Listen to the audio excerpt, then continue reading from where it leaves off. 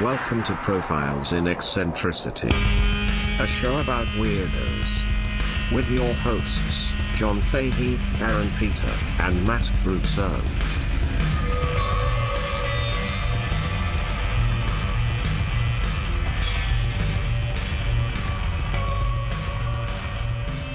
Hello, folks. Welcome to Profiles in Eccentricity. It's a show about weirdos, doggone it. My name is John Boy. I'm your host, John Francis Fahey. Joining me as ever is Dusty Loads. Bring your A game! Aaron Joseph Pita. That's me, man. How are you, buddy? Pretty good, man. My son kicked me in the balls in the bath. That's funny. Yeah, and he's got real sharp toenails, so he sliced me, too. Whoa! Yeah. He doesn't cut his own nails? No, not yet. Oh, man. He sucks his hand. That's cool. So did he slice your sack? I mean, just a scratch, but a scratch. Put a scratch. But he did. Son he did, slices like, sack. Yeah, dude, he's done. I almost drowned him. Oh, my God. I'm just kidding. Good Lord. But he did kick me in the ball. Very funny. Very funny. He's got an eye for comedy, this kid. Yeah. I like him. I like Yeah. him. Yeah, he's a good kid. And over here, we got handsome Matt Brousseau. Oh, hi. Hello. Cape God, Gape God. Hi. How are you, fat? Foul? How are you, fat? Well, you just said He's, Cape Cod, Gape oh, you want God. to say You're the about F to... word? I was going to say F word, yeah. Yeah. What's up, my fact? That's how I used to greet you every morning. Remember that? Yeah. What's up? I I did miss Tyson those voice days. for some reason. I Yeah. know. It'd be nice. Don't worry, we Yeah. got some of that coming up later in the episode. You get called an F slur every morning. Yeah. Gentlemen, we are here to do media. That's Mm. correct, sir. Media. You are correct, sir. What is this, 16? 16. Media 16? Sweet 16, Daddy. Oh, God. Sweet, sweet 16. Oof. Oh, God. In many states, legal. Yes. Shouldn't be. Mm-mm. Arbitrary. Yeah. Who wants to fucking light this candle? I'm very excited. I got some fun stuff. I'll start. Yeah? Yeah, I'll start with a text messages media. A text message is media. Mhm. Yeah. You can read it. Yeah, I'm going to read it. This is from Anonymous, a good friend of mine. You know him. I do. You know him too. Yeah. I assume. This weekend he was at his parents' house, neighborhood that I grew up in. Yeah. Some old fuck came banging on our door this afternoon and started screaming at my brother and wife, who happened to answer because one of our car alarms was going off, and it triggered him as a war veteran. I went out and started barking back, and he started running through his, quote, "I'm a war veteran" nonsense and telling us he had guns. He didn't like my "no one is impressed with your battle with the war on drugs" and that I would fuck him up if he didn't get off the property.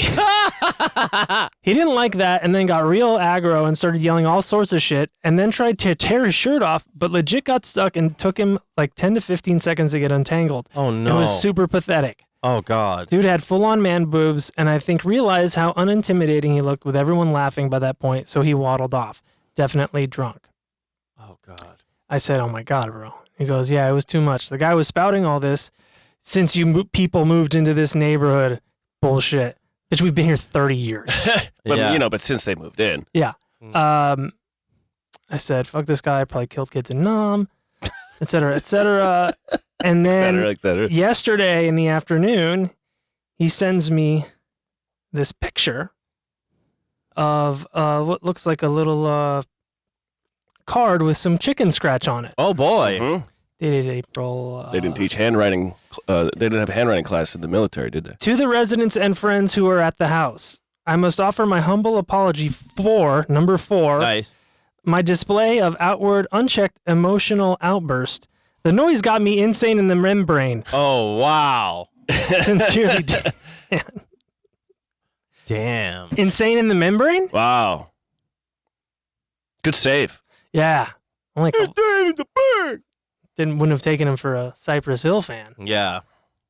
Cops come try to snatch my crops. Mm-hmm. Yeah, good song. Yeah.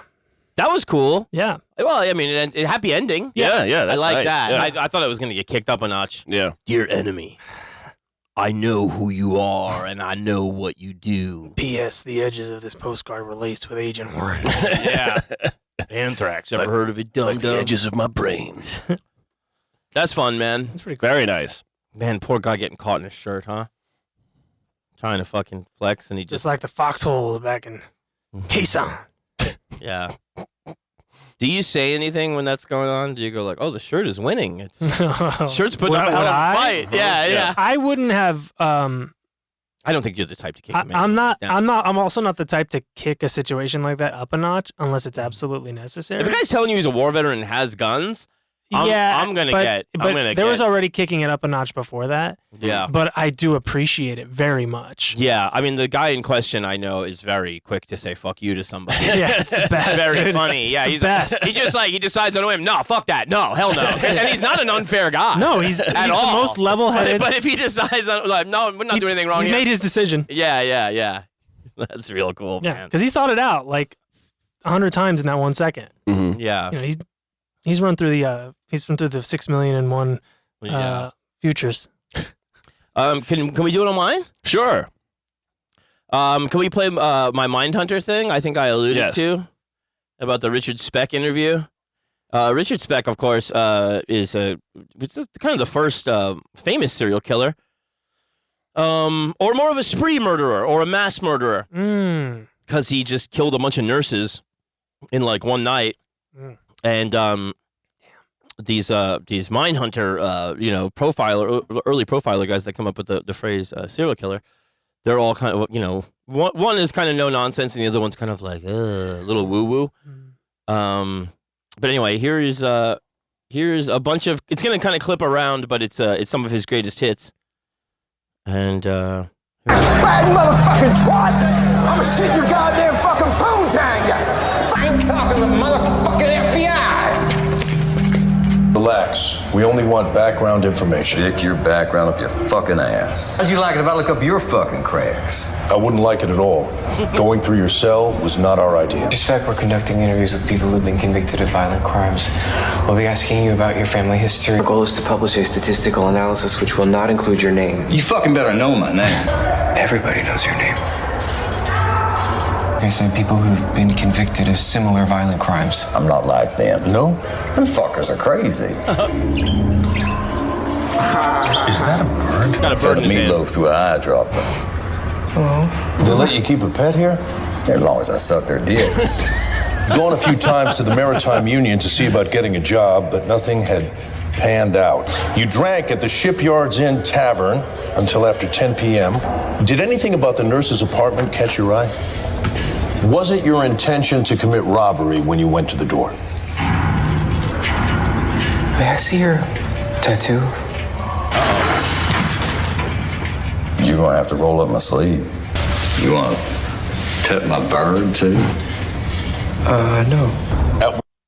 So Can you turn me down just a little bit? I'll turn the computer down. he gets to keep the bird as long as he sucks their dicks. Yeah. Now, so what I learned in the course of this, is of course fictionalized, but it takes from a ton of real things, and perhaps the craziest of which is, not too long before he dies, Richard Speck and his prisoners, his fellow prisoners, a tape was leaked out, which means they got a video camera into prison. Cool. And Richard Speck is doing what they said it was a large amount of cocaine, so they can get cocaine And cameras. and What else do they need? and this was not some fucking mini cam shit. Like Clearly they fuck with birds. this is back. Yeah, this is back when you had a big ass video yeah, it's all camera. crew. And Richard Speck now has breasts because he has been smuggling in hormones, and he is God. and he's sucking dicks And loving it. and Extra. and he loves it. And at one point he says he goes, if they knew how much fun I was having, they'd let me loose. Oh my god.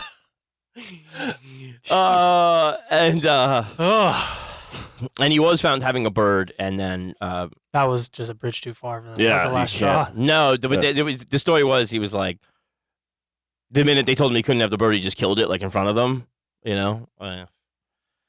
But they work all of that into the thing, but All of that?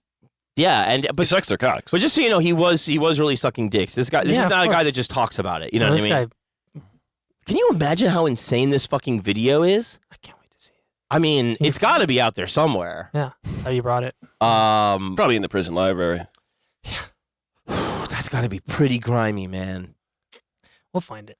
Fucking like, titties, sucking dick, doing blow, and then the guy It's like a gang of guys around. there's a gang of guys. He's sucking all their dicks. All of them? All of them. Yeah.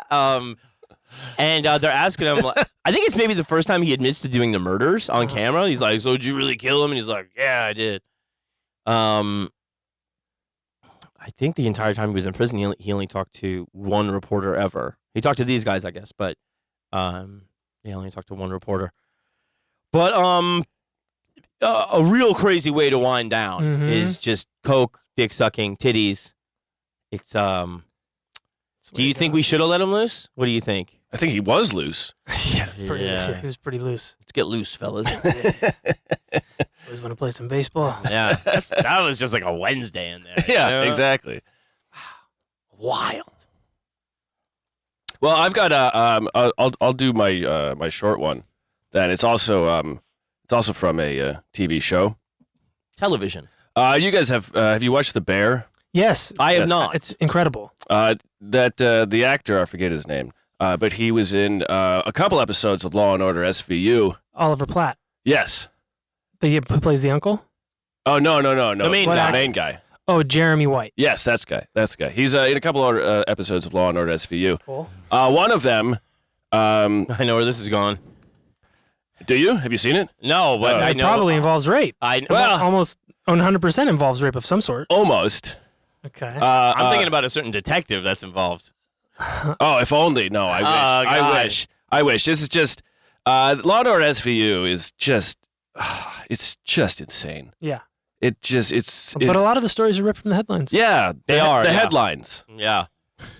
Yeah. They usually twist them around and invert them and make them somewhat unrecognizable, but you can usually tell what case it's pulled from. Yeah. Well, Most people make fun of and it's not going anywhere. They leave trash and he's gonna hope he sets it on fire. And eventually, he won't admit to it. So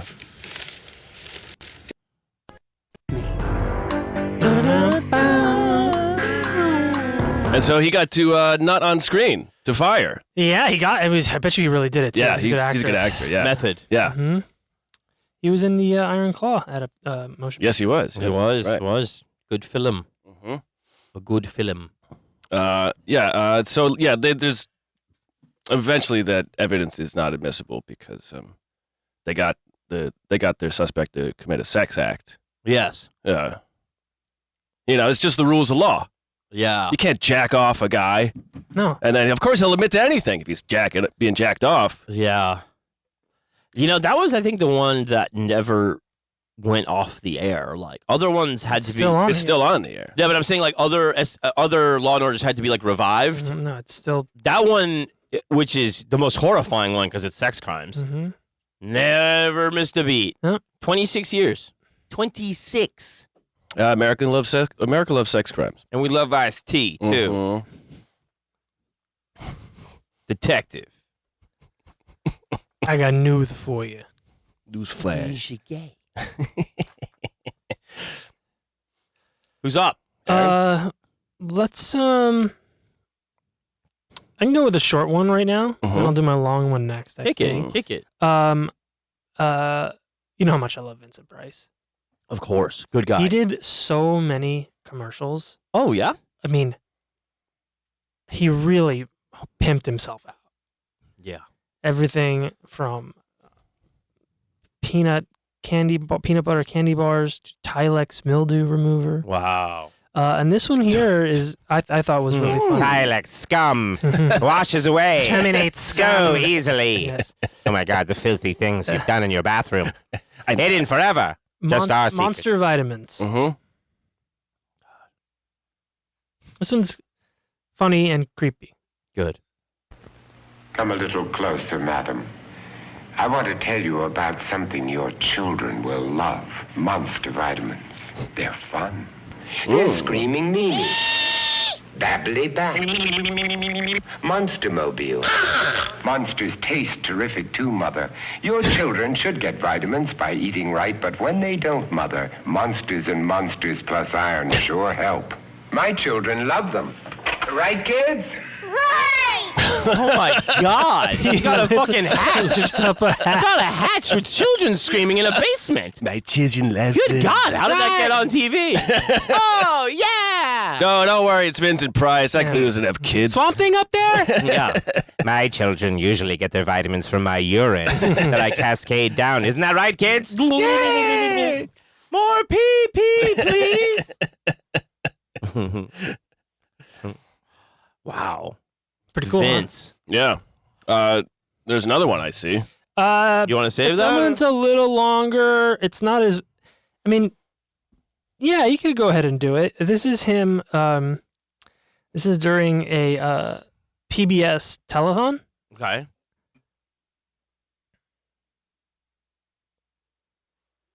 Won't you be the first call this break to help us reach that $430 goal so that we can call the evening's success from First time on camera If for you this haven't guy. pledged yet, give us a call.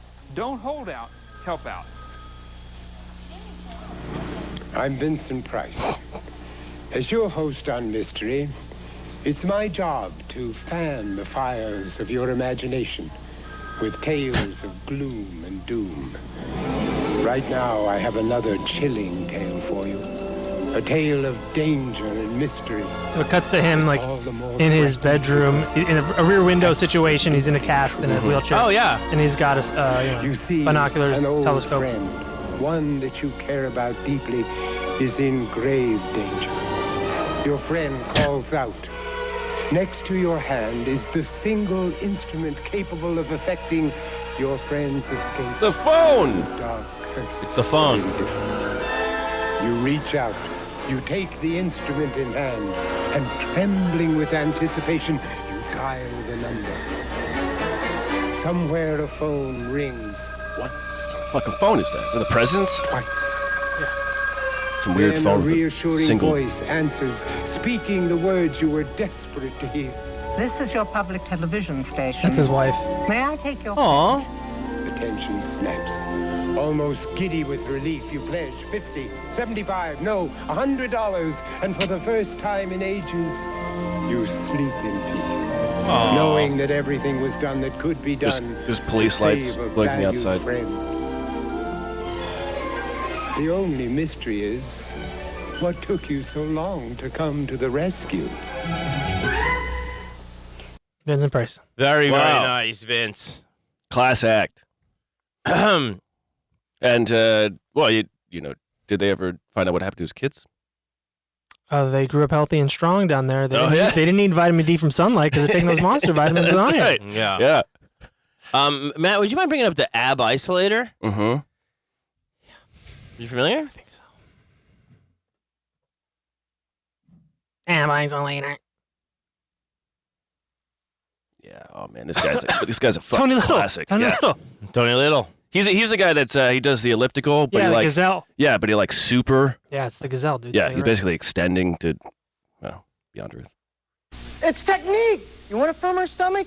You need technique to isolate your abdominal muscles. She's doing sit-ups. Sit-ups don't work. They don't isolate the abdominal Doesn't muscles. do Look at her anything. legs everywhere. The She's a wrong fucking way. idiot. Simply put the ab isolator Strap on. her up.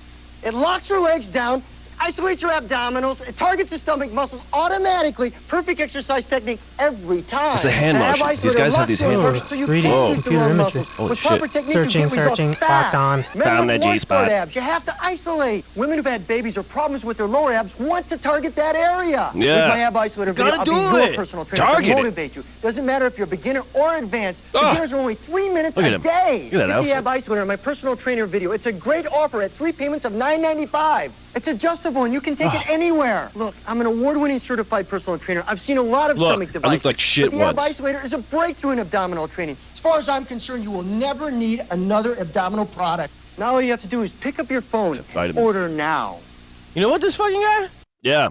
Dude, I didn't know anything about it. Like, so funny. Yeah, he was What are great. you doing? He's like the Billy Mays of on. workout shit. Yeah. Like it's They're just almost the same, all gone. same energy, big hand motions. He's got a ponytail and You six buy pack. one now, you get another one free. Yeah.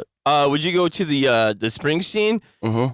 song? And now, cut it into about 2 minutes into this, Matt. This is called "Sell It and They Will Come." Okay. Bruce Springsteen song. Bruce Springsteen. Yeah, song. look at that. Channels, and there was Dionne Warwick. I'll back it up right here. Right there. Communicating with their That's fine. psychic friends. Communicating with their psychic friends. I watched for hours, taking warmth, comfort, and pleasure in things that I despise. Touched by how much they needed me, and that happy desperation in their eyes. Getting tragic and bad, it'll help in bed, but don't be fooled, folks, there's only one. I forget that guy's name, but somebody said, sell it and they will come, boys, sell it and they will come. So Dion shared all my late night friends, while I drink to your health, and Tony Little, America's personal trainer, please kill yourself. Jesus, dude, how great! Oh my God! Applause break! Applause break! I've sold a few things myself in my time. And by the way, folks, there's some t-shirts on your way out. It's great, right? Last night I dreamed of lipstick. Tony Little was like, "Oh, I crack up every time I hear that." He goes, That's awesome. He goes, "I love the parody stuff." It's like, he did stuff with Tony Little Kid. he did stuff with Stone Cold on Mad TV. Oh wow. Yeah, he did a lot of stuff. Oh, Tony did. Tony did, yeah. Yeah. Yeah, I didn't know anything about Tony Little. I just saw that fucking I think that ad was part of like the pre-show for the '94 movies at Alamo, Oh, that's cool. and I was like, "Who the fuck is this guy? Oh, what that's a so funny. character, man!" It must have been from 1994. That's Yeah. why they had it on. Hence the great 3D rendering. Of course. State of the art. Bruce Springsteen telling you to kill yourself? Yeah, Tony Little, America's Like, personal I don't think he Please said, kill He yourself. didn't even say that about like Richard Nixon or I know. anything, you know? Like, It's funny. I mean, just looking up, here's a 40-second clip called "The Best of Tony Little." oh, please, God. please, yes. Light me a fucking trash can fire. I'm about to bust. I'm an uplifting guy. I talk about you can do it. Believe in yourself. Move, move. You can do it. Come on, you can do it. You can do it. When you hop on it, you simply hop on it and go, baby, baby, baby. You rock and roll. See, I have good news. Tell me more. I just saved a bunch of money on my car insurance by switching to Geico. Yeah, baby. You can do it. Get your rear in gear. Butts. Get you psyched. To get you motivated. And if you can't do 1 minute, do 30 seconds.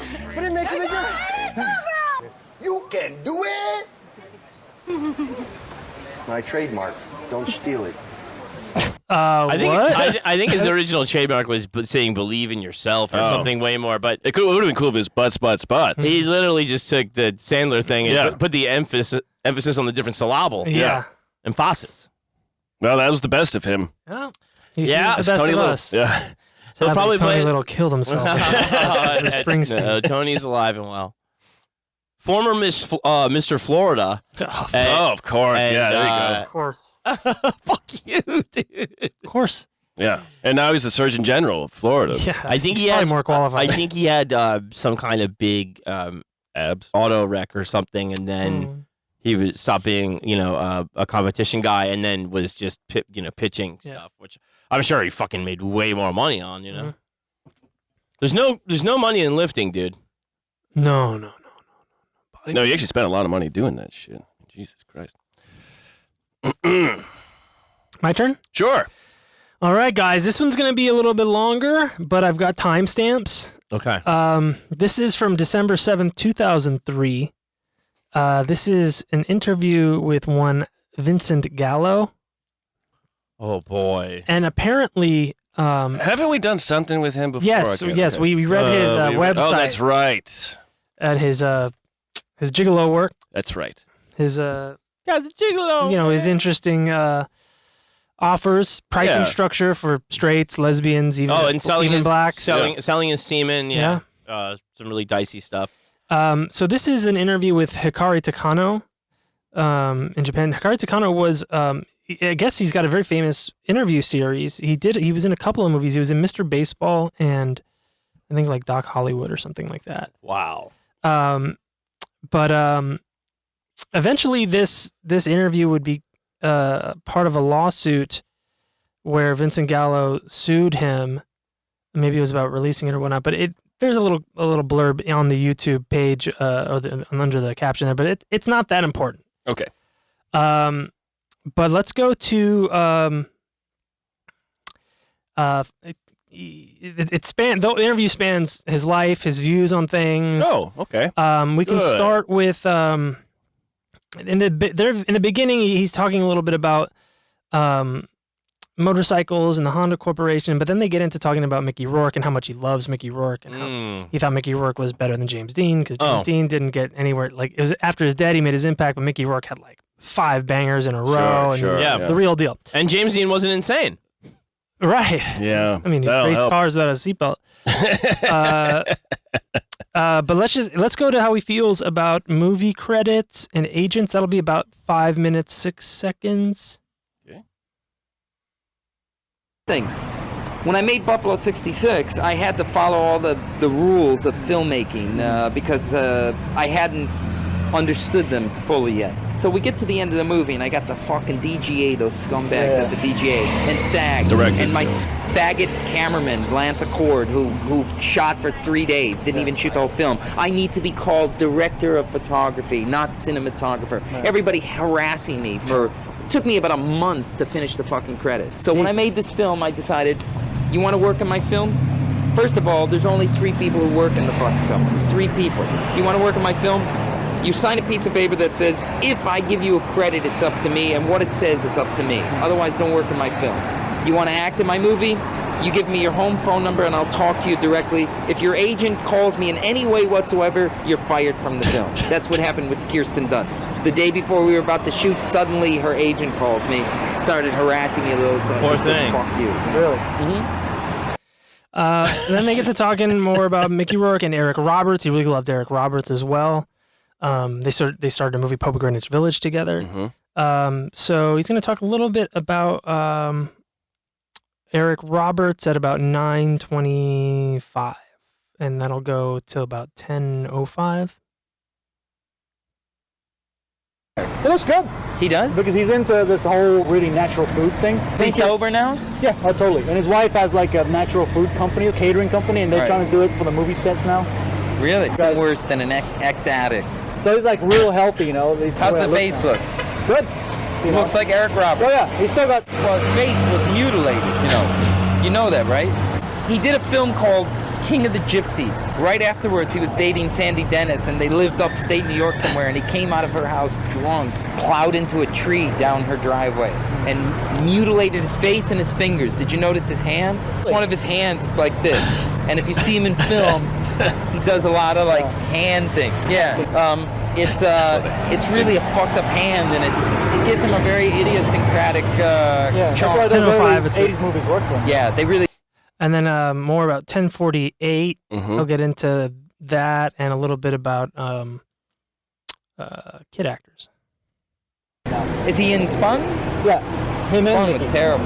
Yes, I don't see what's, you know, Jonas Åkerlund, you know, big music video director, but who gives a fuck? I mean, you watch it and I'm like, well, yeah, but so what? That's a terrible movie. You know? Who's the guy, the main guy? That's Talia Shire's son. Jason Schwartzman. Yeah, he was good in Wesley Anderson movie. Yeah, he's a kid. Anybody's good as a kid. What do you think Macaulay Culkin can do now? Nothing. It's awful. Did you see his movie Monster? No. Okay. See, I knew those guys. That's cool. He's talking about Party Monster, I think. It's Party Monster. Yeah. A true story, based on a true story. They're still talking a little bit about Eric Roberts getting into TV. He's not a big fan of TV.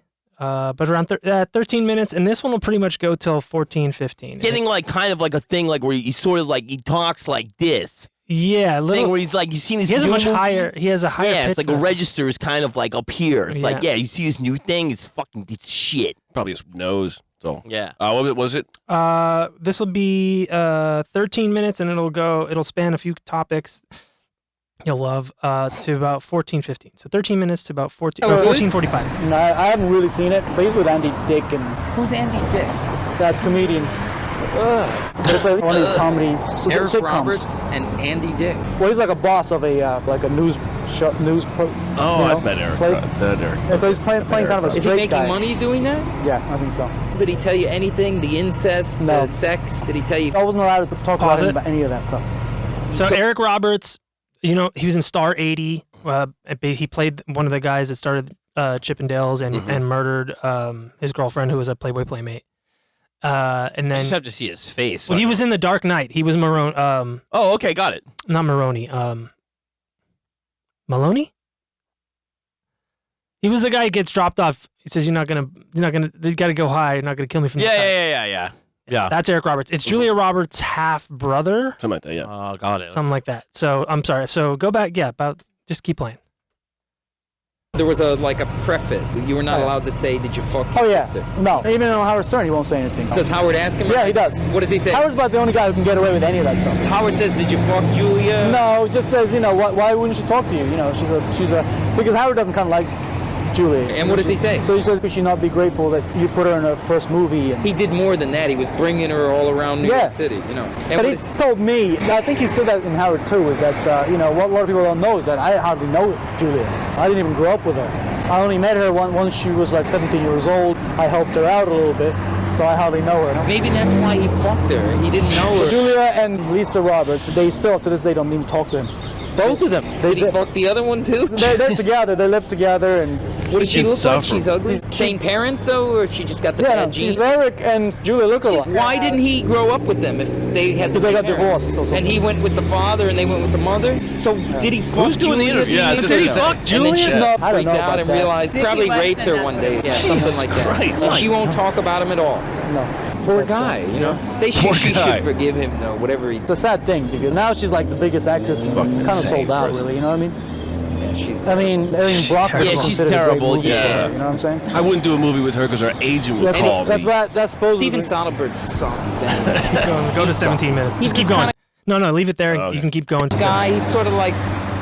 There's a whole group of guys who pretend to be making special films, just real players. It's that whole new American young directors. Like Wes Anderson Wes sucks. Anderson, Spike Jones Spike sucks. Jones, Everybody David O. sucks Russell, to all the this music guy. Video directors, all Spike that. Jones sucks bad. James Gray sucks. But Spike Jones was a biker, you know what I mean? BMX biker, and he was an editor for a magazine. Listen, And then I he know got Spike into Jones since he's 11 years old. Let me tell you what. He was a rich Jew from the Upper East Side my God. who was fascinated with Negroes. Is he from and- Vermont or something? Jesus Christ. Listen to me. Listen to me.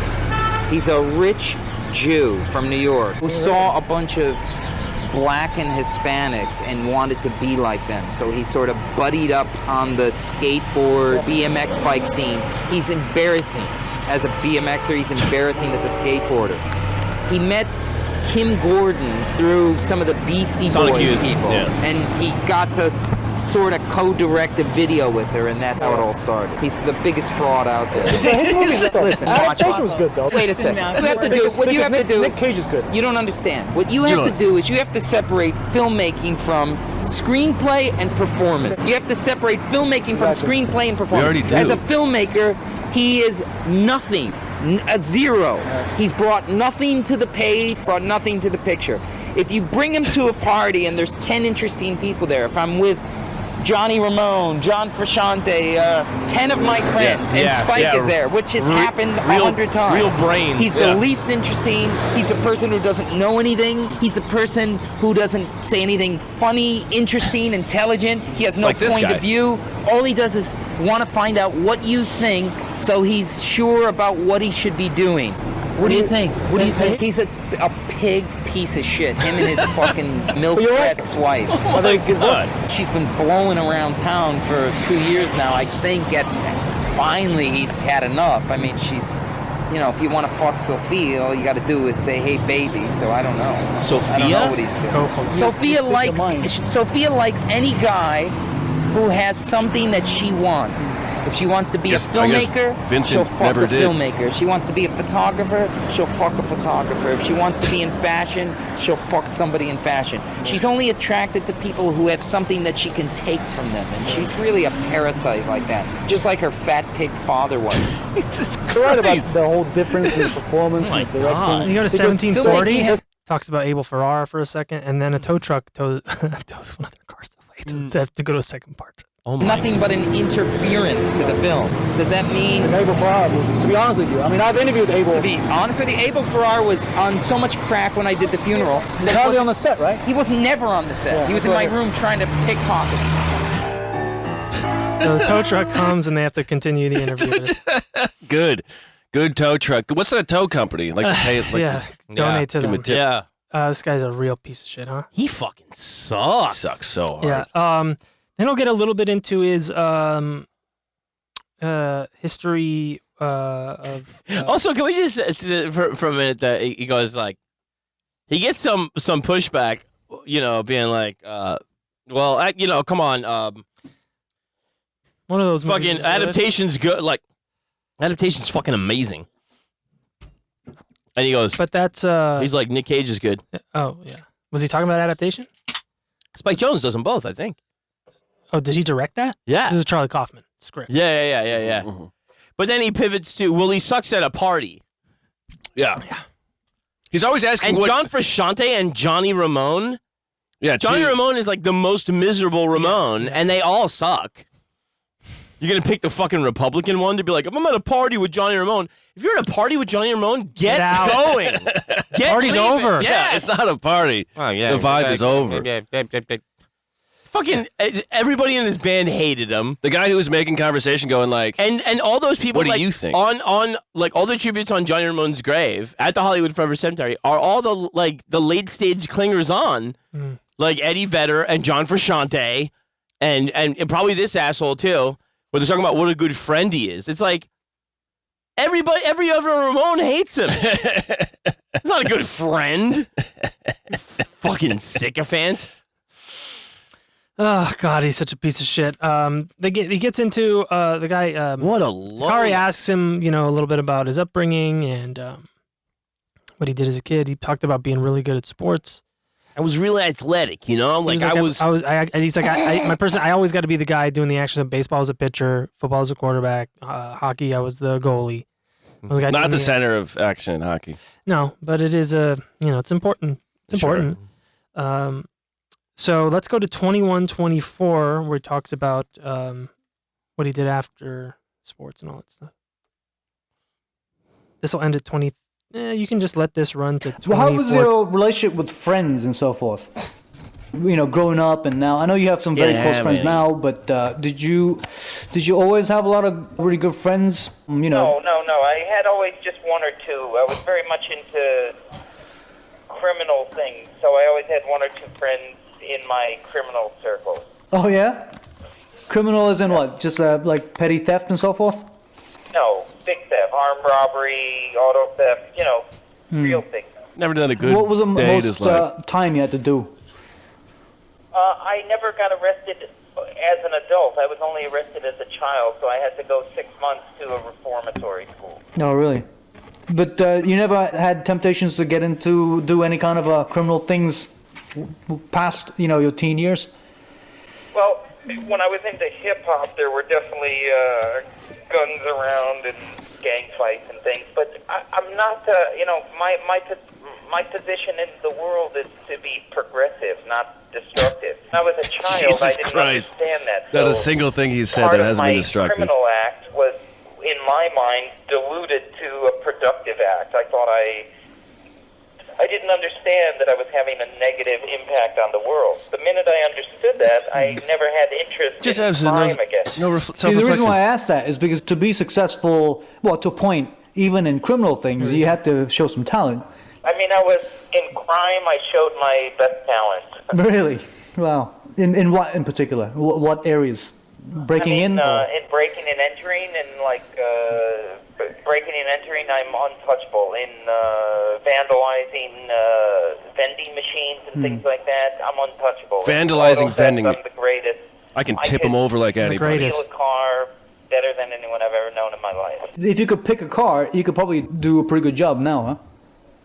Let's just say if somebody's car is broken and they lost their keys, I'm definitely the guy to help out. Wow. Okay. Where are you cool. at? 23, 27? Now, I just want to get into Brown Bunny, which is the You main can just focus of this piece let this here. go to 24, Having 26. done my research, I think critics way overreacted with the film. It wasn't finished, right? Basically, especially at Cannes.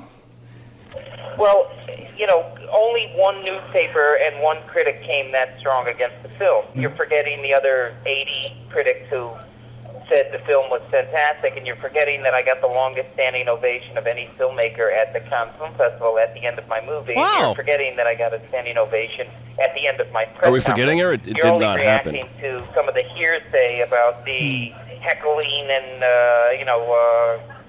the personal reaction that I get at film festivals. So that certain international writers who got to publish their stuff internationally were the ones that said that Vincent Gallo got booed. But basically it was before the press conference, but after. With only one news magazine called Screen International, run by a faggot who has a personal vendetta against me. God. And he put it on the National Wire, so a lot of press people just are lazy and they pick up things from the wire. Okay. Then we can get to his take on, at 26 minutes, he'll mention, I think, Dennis Hopper. Oh, I'm sure it's 26. positive. Yeah. It all to people like Dennis Hopper, who was also persecuted at one point with the last movie. I don't relate to any drug addict or alcoholic. Oh, okay. Great answer. Just a I like it. miserable, sober person. But you're a workaholic, and how's Okay. Brown Bunny coming right now? Okay. And so then he talks about like retiring from movies, and the guy asks him about like what it would take to get back, and that would be 30 minutes 40 seconds.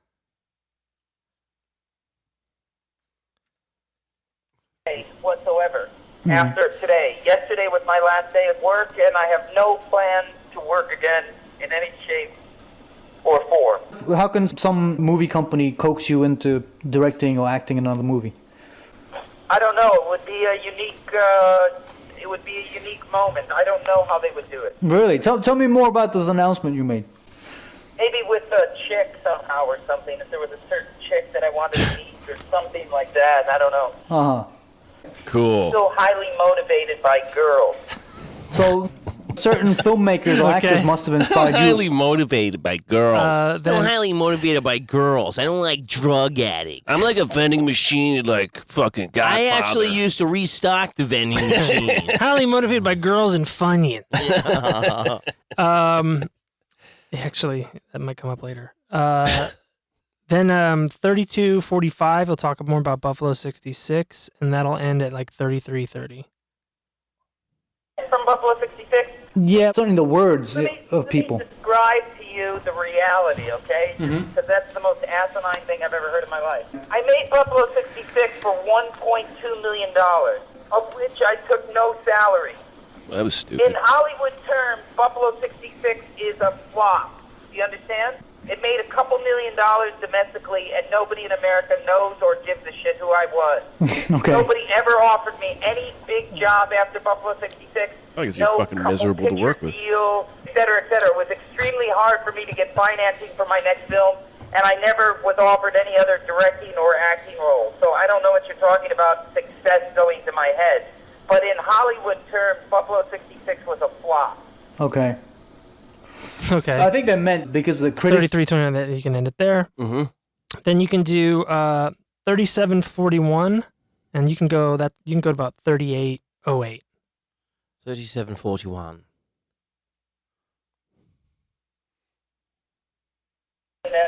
I know more about lenses than any cinematographer I've ever met in my life. Yes, I know bet you more do, about pal. taking apart and repairing a camera body than any cinematographer I've ever met in my Yeah, life. I'm sure. And the That reason makes I do total sense. is because I put the time in. Yeah, and they I don't. learn what is the protocol and then stop there. I continue to learn as much as I can so that I have a full understanding of everything I do. No one and else that's ever what, thought of that.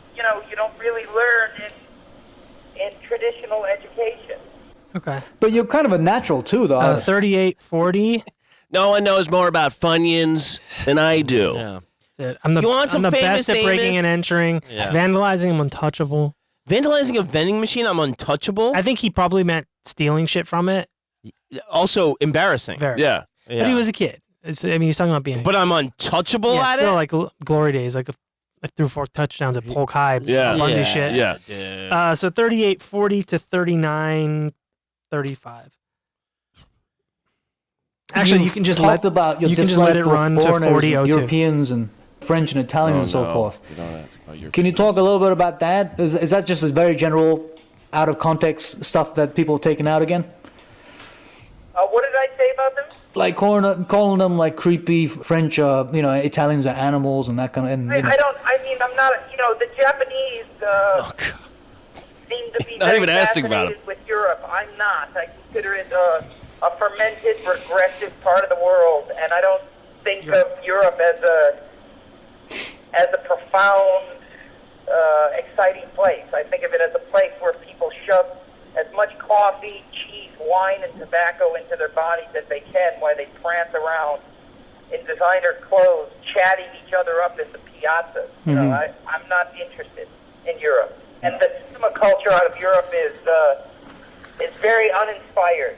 Again, you're one of these guys that don't see the point of going abroad and vacationing, right? If you have a vacation, you'd rather just stay home and. I wouldn't think of traveling for vacation. Travel would not be part of my concept. A vacation would be to sit in my bed with a bunch of junk food while a beautiful girl blew me vandalize. while I watch TV.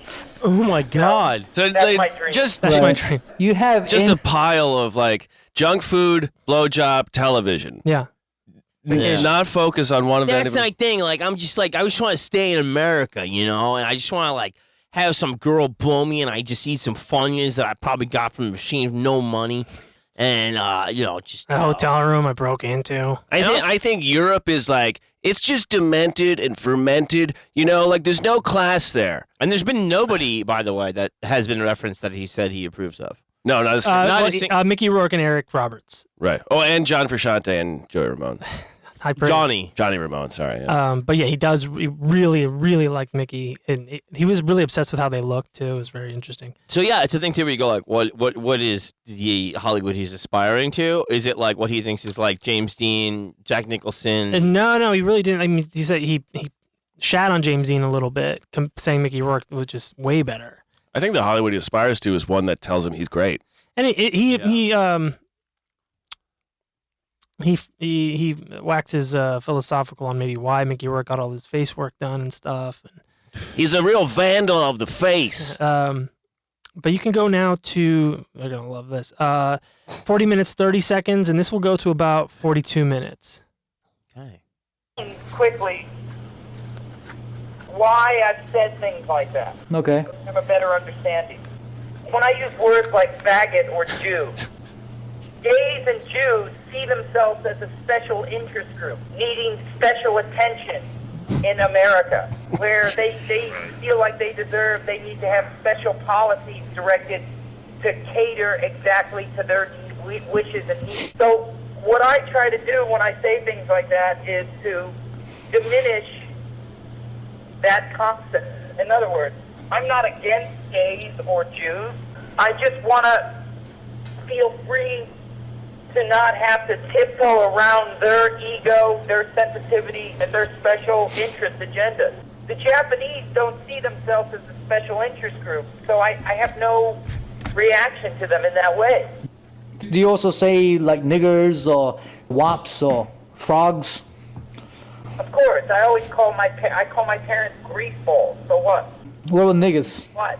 What does all that shit mean? It doesn't mean anything. I know. This is bullshit. Right. Only faggots and Jews get upset about it because they're so self-centered. Christ, man. But do you say That's niggers exhausting. and that? Say much worse than that. Oh yeah. He picks up the handheld for that. Yeah. Did you first go to Japan with Buffalo 66? No, I went to Japan as a... So now we'll just end it at 45:55, and you'll take that to 46:33, and that'll be the end. 45:55. Here we go. Are you to have gays or queers think you're attractive? I mean, it's no more, no less complimentary than having anybody else think I'm attractive. Because I read that piece where you're joking, when you wrote something in some magazine where all the queers you thought you were attractive and all that.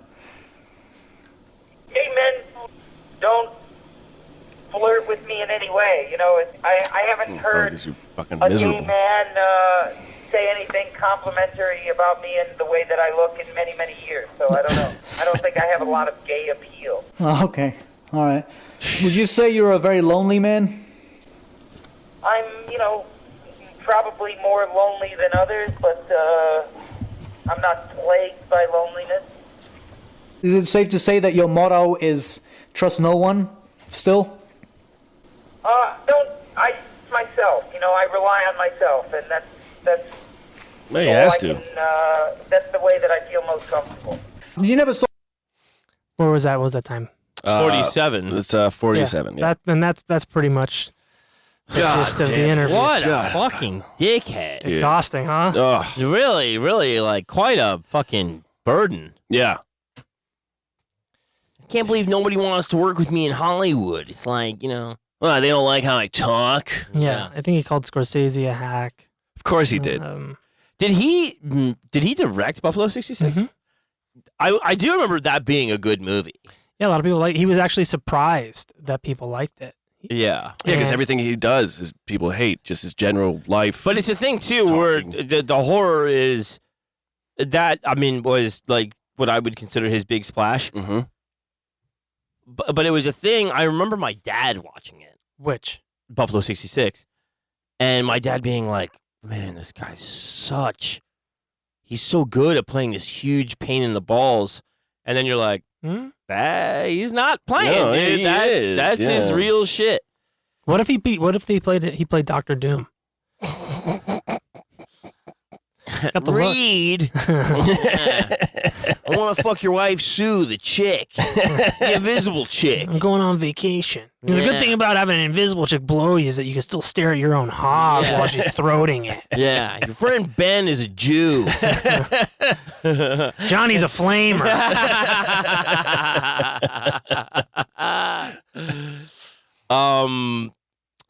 Should we take a break and come back, or do you want to do one more?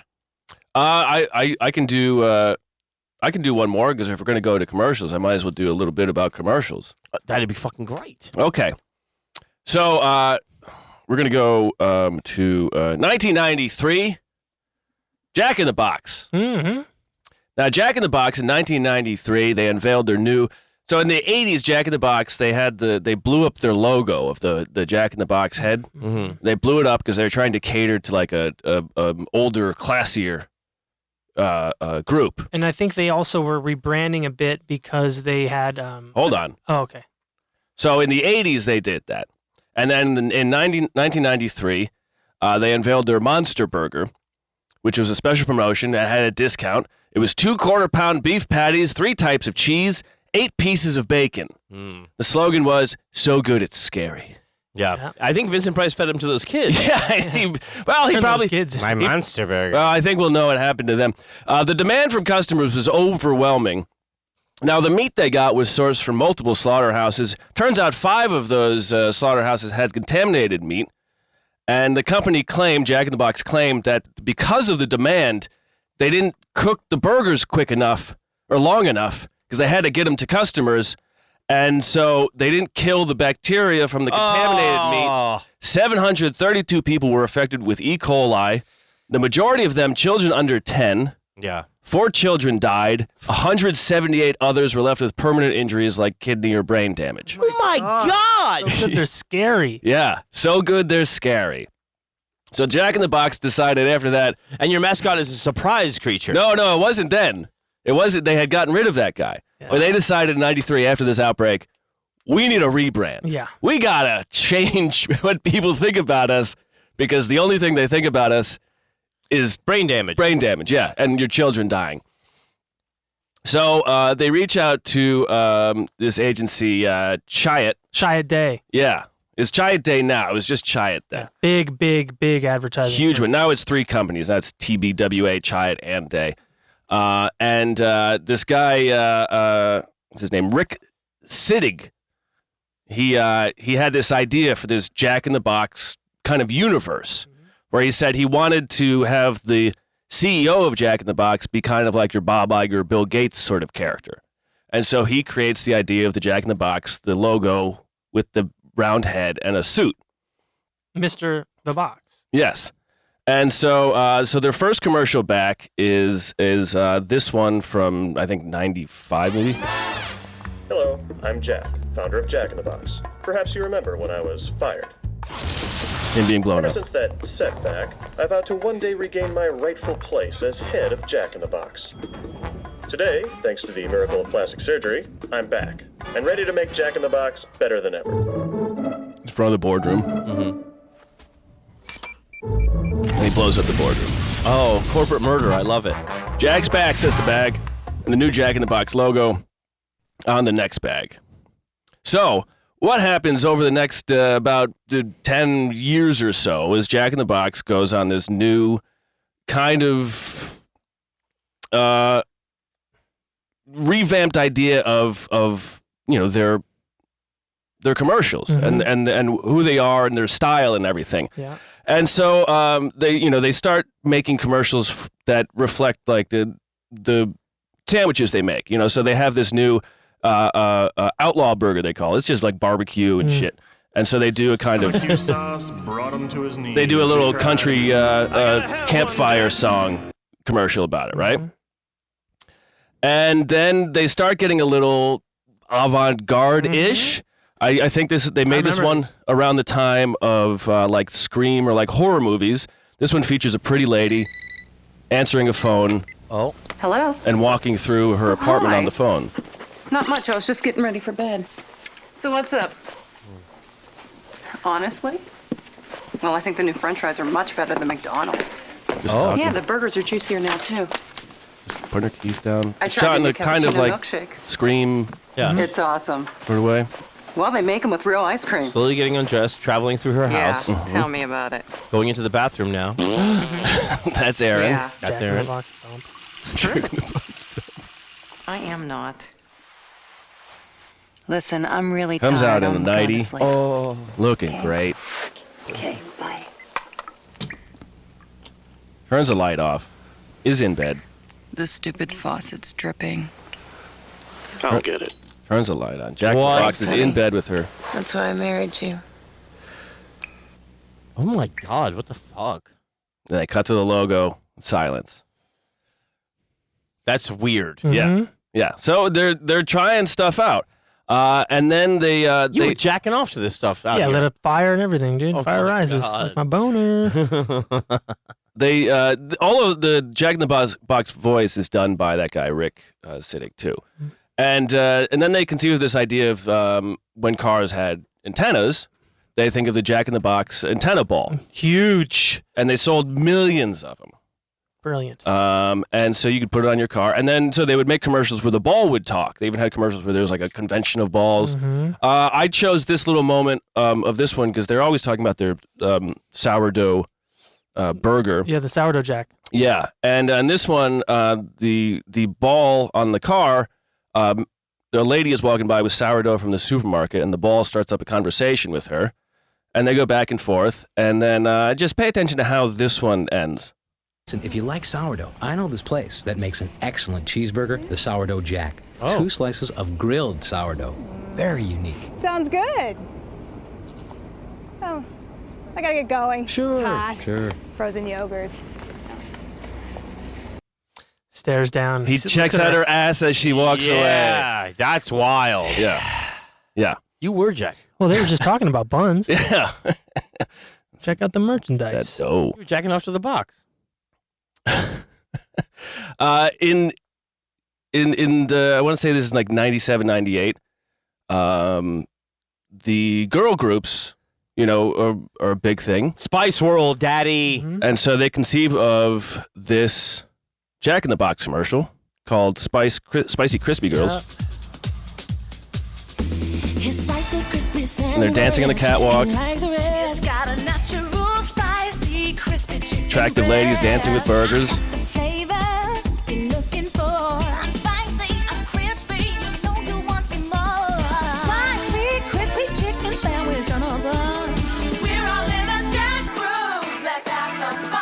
You are so fired. Saying that to this guy dancing next to him. Yeah. Okay.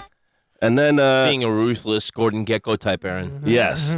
And they make Meat is good. They make another version. This one is a little sexier. The spicy crispy chicks. This time they're wet.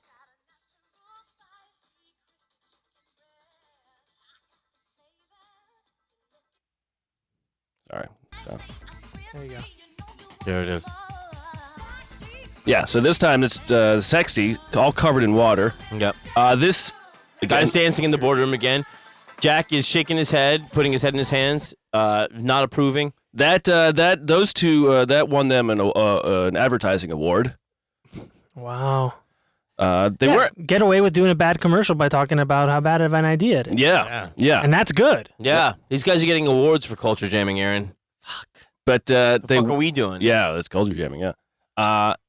But they weren't done with the music group idea. They also made this one, the Meaty Cheesy Boys. I remember this. Oh god. So this is like full in sync style. Yeah. Boy band. Break it down. Cheese, meat, and that's it. Baby, you know it's hot and juicy. Jack will make it till you want to rid. Girls love this. Our target is men. What's a target? Now, I remember that. That's funny. Do you remember that group also played live in the 1999 Billboard Music Awards? Oh my. What? Yes, I do. They got choreographed dance numbers here, folks. It's wild. Live Billboard Awards. This is the height of boy bands.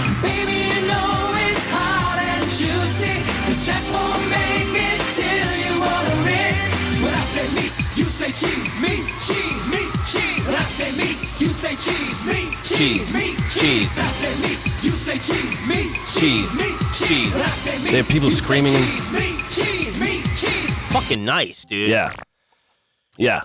You were going apeshit for that, dude. Dude, I was a meaty cheesy boy. Boy. Meaty cheesy boy. Meaty cheesy boy. But so they were the commercials reflected, the time. Yeah. They were trying to be relevant of the culture. Of course. And I think this might be the one that is most relevant of the time. Oh boy. What is this? The War on Terror. No. Online Brad commenter. Haley? Yes. Relax. Knocking on the door. Did I win something? My sources tell me you've been calling Jack in the Box junk in the box. So? I take these things personally, Brad. Get lost. Sure, just try my food, apologize, and I'll go. Beat it, clown! Listen, punk! My employees have Home been working invasion. their buns off to make the best burgers, shakes, and fries around. Chases him into the yard. Oh my god. It's like cops. Yeah. Exactly. Online commentating with cops. Oh yeah, whoop 'em good, Jack. He's got him Try in a thick an and arm lock. frosty milkshake made with real ice cream. Yummy, isn't it? Very yummy. Thanks. Here, try a fry. Better than Max, right? He's making him eat the food with his Be hand honest with behind me, his Brad. back. He's sitting What on do his you think back. of my burger? Tasty. Really? You're not just saying that because I could snap your arm like a twig? No, I shouldn't have dissed your food, man. I'm sorry, Jack. Well, I'm sorry about the grass stains. Really? No. Oh my god. Yeah. Big time. And that leads us to what I guess is the real pinnacle of these ones. I don't know how to. Well, it's just the pinnacle of them. Jack, Hold on. Before I start, I should say it opens with a little overlay that says Jack raps with the kids. Okay. And they're sitting in a circle of Jack talking to kids. Jack, how do you know if you're a lesbian? Did you have a question? No. Don't be afraid to talk about burgers. Okay, I'll start. Even though my Jumbo Jack is just 99 cents, it's still a great burger. Big and juicy and hot, because we won't make it till you order it. That's where I'm coming from. Thanks. That helps. What the fuck? that helps. Fucking incredible. Incredible. They got real weird over Yeah. there. Oh yeah. I'll say, I mean, man. This was the golden age of TV commercial as well. Like It was. that late 90s, you know, there's no, dude, you just had to sit through it. Like there wasn't TiVo yet, so you Yeah. couldn't even like record and fast forward. So like commercials were fucking awesome. They were. They were, and they were daring. I mean, that's when the Apple ads started getting really big and interesting. And Yeah, you know, David Lynch was doing the PS2 commercials. Yeah. Remember with the fucking like evil ice cream truck? That shit was fucking insane. But also, it's interesting to me too because it's like a thing where I'm looking at it like this is a West Coast chain. You know, Jack in the Box to me, I only heard about in California movies like Menace to Society. Right. They would be talking about going to Jack y'all and going Crack. to Jack and the Crack? Yeah. And they had a great. I mean, they were like the Cheesecake Factory of fast food. Like they just had everything, like chicken fajita pita. They still keep adding shit. It makes no sense. It's crazy. Great deals. And then they kind of just they went on to like 2 tacos 99 cents. Come on. Then they did then they like pivoted hard to just stoner food. Yes. And like their commercials reflected it too. Yeah. Like guys would just roll up, be like, "Hi guys." Yeah. So that was one of the ones that was in this whole thing, and it was about we make it fresh, and so the commercial was 2 stoners going and it's all the people in the kitchen waiting. That's funny. And then they all run around and do it. But that was like early 2000s, I think. Nice. Pretty great stuff. All right, let's take a quick break and we'll come right back. Be right back, folks.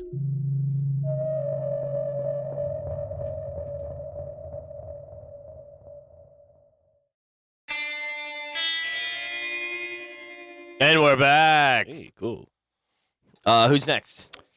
I got something. Mm-hmm. This one is God Can Be So Cruel. So true. Scroll down. Right, the one with the Reddit. This one here. Yeah. Anything we should know? No, it's pretty fucking self-explanatory. God Can Be So Cruel. Okay. Okay, hold on. Let me. Man, I wonder if there's a. I think there is music. Oh, I see. It's no way to pause it. I see it there. Okay. See, get this. You full screen it. 2 nude people dancing. Oh, they're spinning dicks. Oh, there's a vagina. Man is he has a short arm. He has 2 short arms. And 1 long dick. Oh my god. She's slapping her ass. Slapping her ass. Shaking it.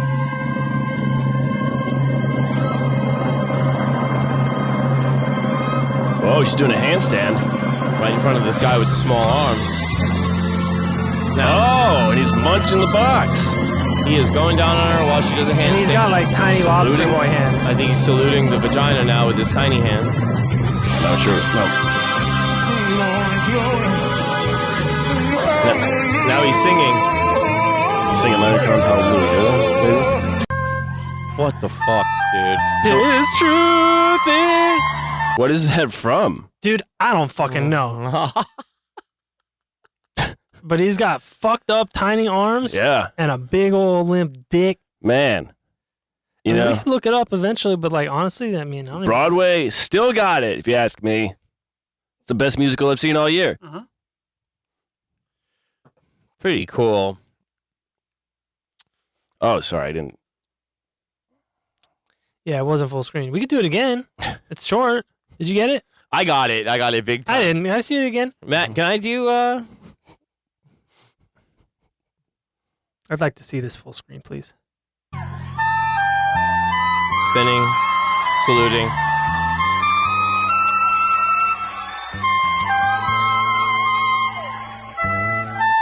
Very thin.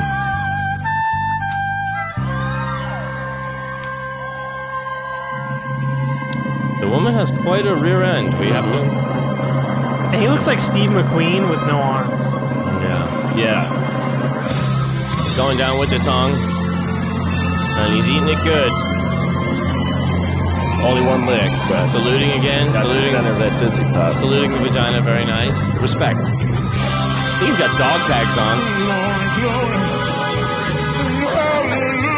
No, it's just regular Hallelujah. Good for him. Kicking Good her for legs him. out. Oh, God, it brings me joy. That could be you someday. Matt, Well. can we go to the podcast one I got? Podcast. Mm-hmm.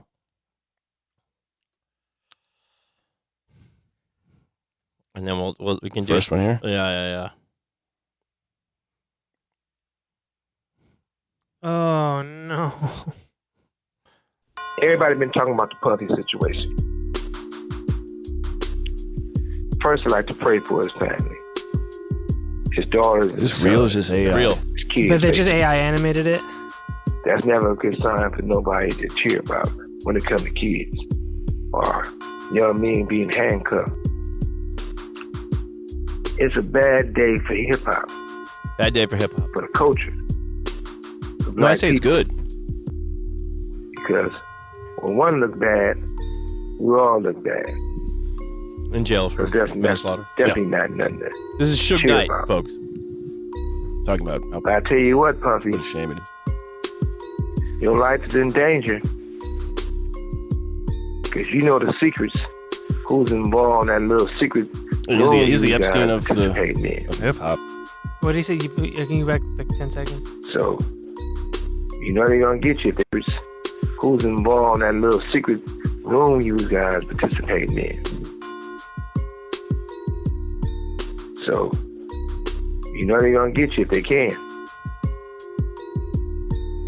It's a little crazy how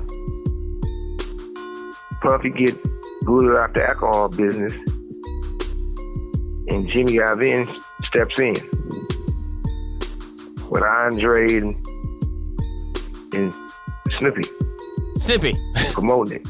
So you're saying that Dr. Dre is coming in? Never a good look when it comes to culture of hip hop and for our community. Turn off your fucking. Siri thinks I'm talking to her. No, I'm not talking to you, Siri. I turn myself in. Sometimes you gotta face the music. I turned myself in. You got caught on video camera killing a man. I'm gonna give you some real advice. 2 quick things. You gotta make a decision.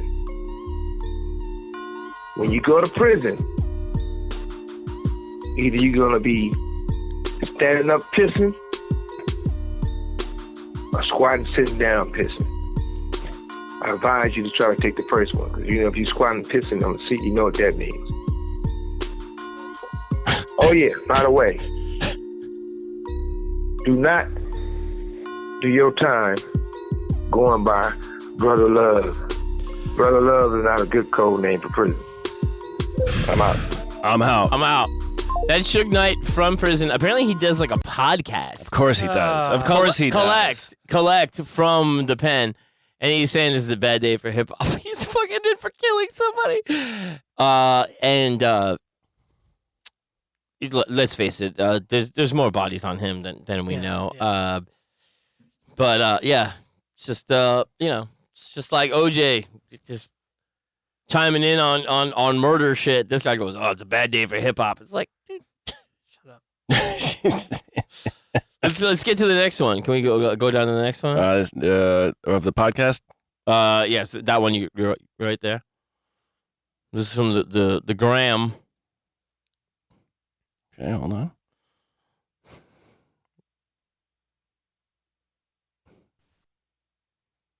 What are we talking about here? We're talking about Big Boy and 50 Cent.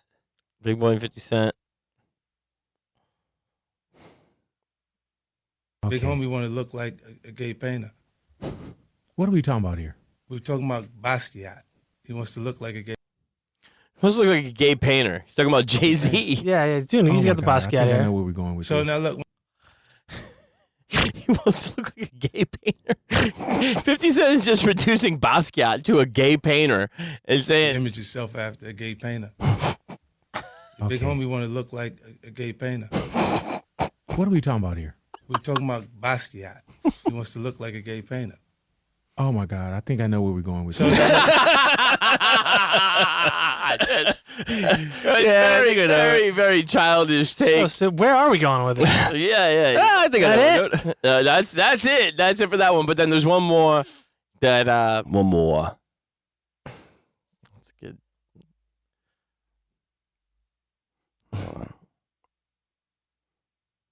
We'll find out a little shit that I be saying. You what I'm saying? Man, listen, I'm trying to tell you the truth.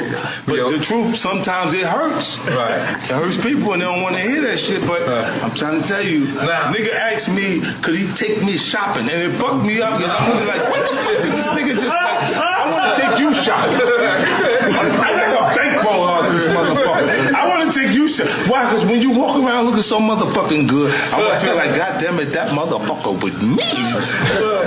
That's all I want to do. That's all I want to do. But when a nigga tell me he want to take me shopping, what the fuck is the matter with this nigga? Wait, hold on. But where was this at? This was at the wedding. At the wake? Wedding. At a wedding. At a wedding. At a wedding. So Puff Daddy, he said I want to take him shopping, and they like he told this story several times on one of the radio shows. Then they had Puffy on, and they're like, well, 50 said you want to take him shopping. He goes, well, yeah, I thought he needed new clothes. And he goes, I'm a nice guy. He's like, what? He's like, and they're like, well, and he's like, he loves me. He loves me.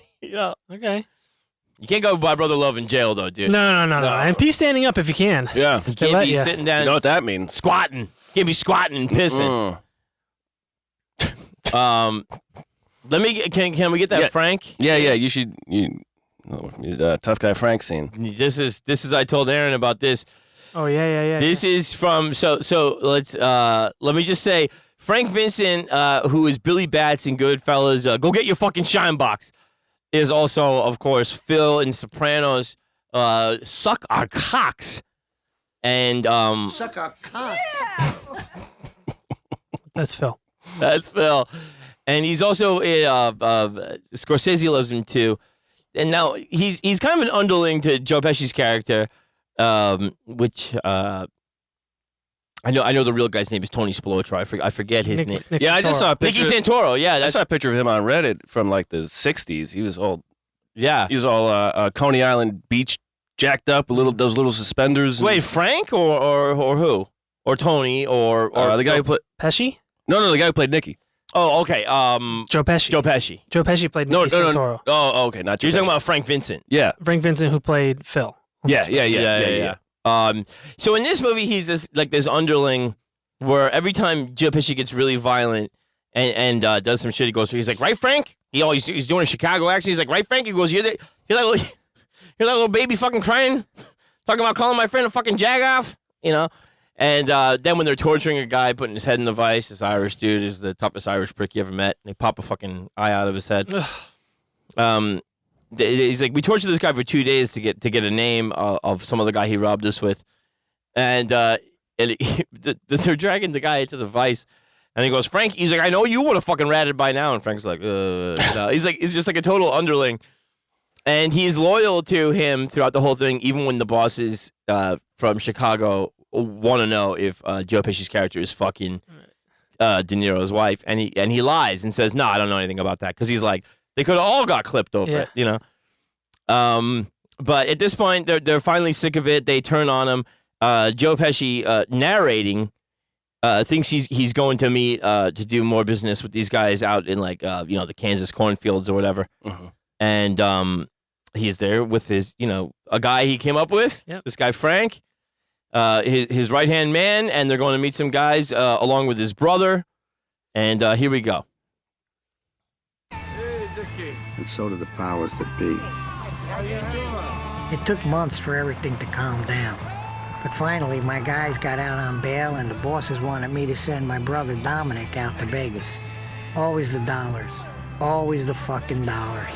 I mean, it was still way too hot for me to even go near Vegas. So I set up a meeting with the guys way out in the sticks. I didn't want my brother to get fucked around. I mean, what's right is right. They don't give a fuck about...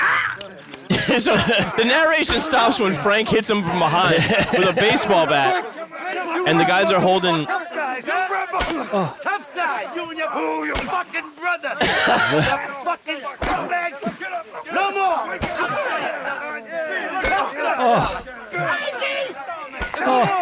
You see? Watch. You see? Watch. Tough guy, you and your fucking brother. Fuck you, you motherfucker. Making him watch them kill his brother with baseball bats. Can we go back? Can we go back a little bit? First of all, the choice of Scorsese to have the narration be interrupted By the bat. Brilliant. by Brilliant. the bat. Brilliant. 'Cause you would never expect that. It's fucking insane. You would never expect him to get hurt because he's narrating. It's arguably the corniest thing in the movie. No, it's dope. Well, it's cornfield. Yeah. Let's go back because I want to hear when he first says "tough guy" because that's what I was telling Aaron about. Right here. Yeah. Motherfucker, tough guys, huh? Tough guy, you and your fucking brother. No more. Oh, God. All right, that's all we need to see. No. We can watch it. All right, go. Fuck you, motherfucker. Fuck you, you mother.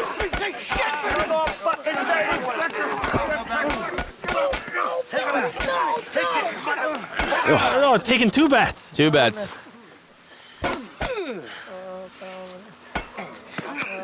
Tired. Yeah, they're getting winded here. Frank, leave the kid alone. He's still breathing. Still breathing. Leave him alone. Why would you leave him alone? Like, finish it. Oh. Rough scene. Not a good time.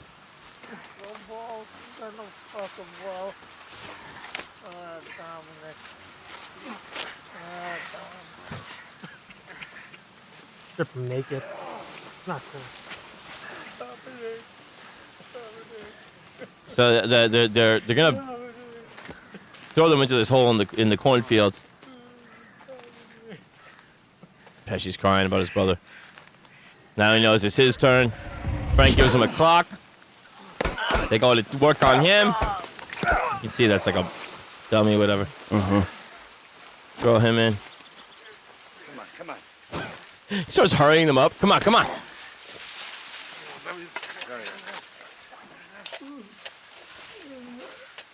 The word was out. The bosses had enough of Nicky. They had enough. How much were they going to take? So they made an example of him and his brother. Oh. They buried him while they were still breathing. Animatronic. Yeah. Ooh. Tough guy. You and your fucking brother. Tough guy. It's like a guy that wouldn't say peep to him for like 20 years. And the first chance he gets, he's like, ah! I've been waiting 20 years to say this. He says something about all day in it. Yeah. Tough guy. Shit all day. I mean, can you fucking imagine, like, the cowardliness? It's brutal. Yeah. To hang around with somebody all day and be like, well, you can only take so much. 20 years, maybe, you know. Pop. Frank Vincent is incredible, though, man. God, he's good. Let's see. I think I might have something here. Look what I sent you, Matt.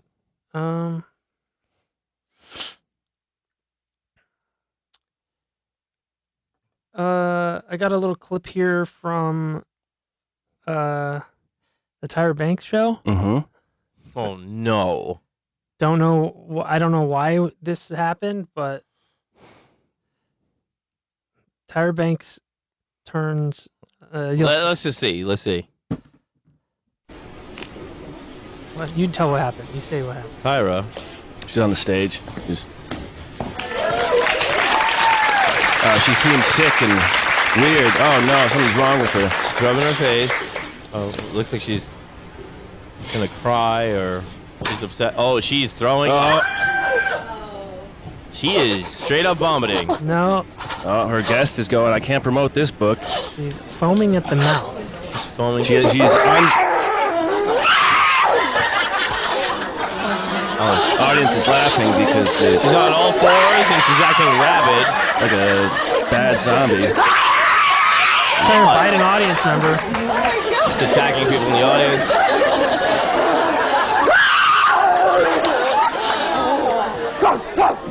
Now she's barking like it. We're breaking you today! Start the show! Tyra break! What the fuck? Tyra Banks turns into a rabid dog for her cold open. Whoa. And they say Broadway's dead. I don't feel that way. No, I don't think I so don't either. feel No, that way. I think it's probably more alive than You ever, need to especially stop after that. propagating But, that yeah, you're rumor. right. I shouldn't keep saying that. Stop saying that all the time. I don't. I mean, no one did it better. Yeah. No one turned into a Man, dog. I was scared. Yeah. Dude, what the fuck was what the There was a guest on stage, and she's doing that. The guest is so confused. Yeah. The audience is confused. I'm confused. I'm here to talk about my book about dieting. Yeah. We're Exciting. so avant-garde. Yeah. Here at the Tyra Banks Show. Oh, you want to talk avant-garde, boys? I do. So this comes to us from 1969. You're familiar with Rowan and Martin's Laugh-In, of course. Of course. The show Yes. Laugh-In. Yes.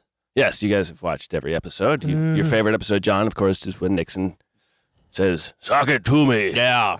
You bet your sweet bippy. Yeah. Well, he only has one line, and it's "Sock it to me." Yeah, that was considered part of the Nixon media charm offensive. Yes. And was that also a Lorne Michaels thing before? There was no. I think he was involved in it. He might have been involved in it, but Well, I don't know at what level. It would have been very young.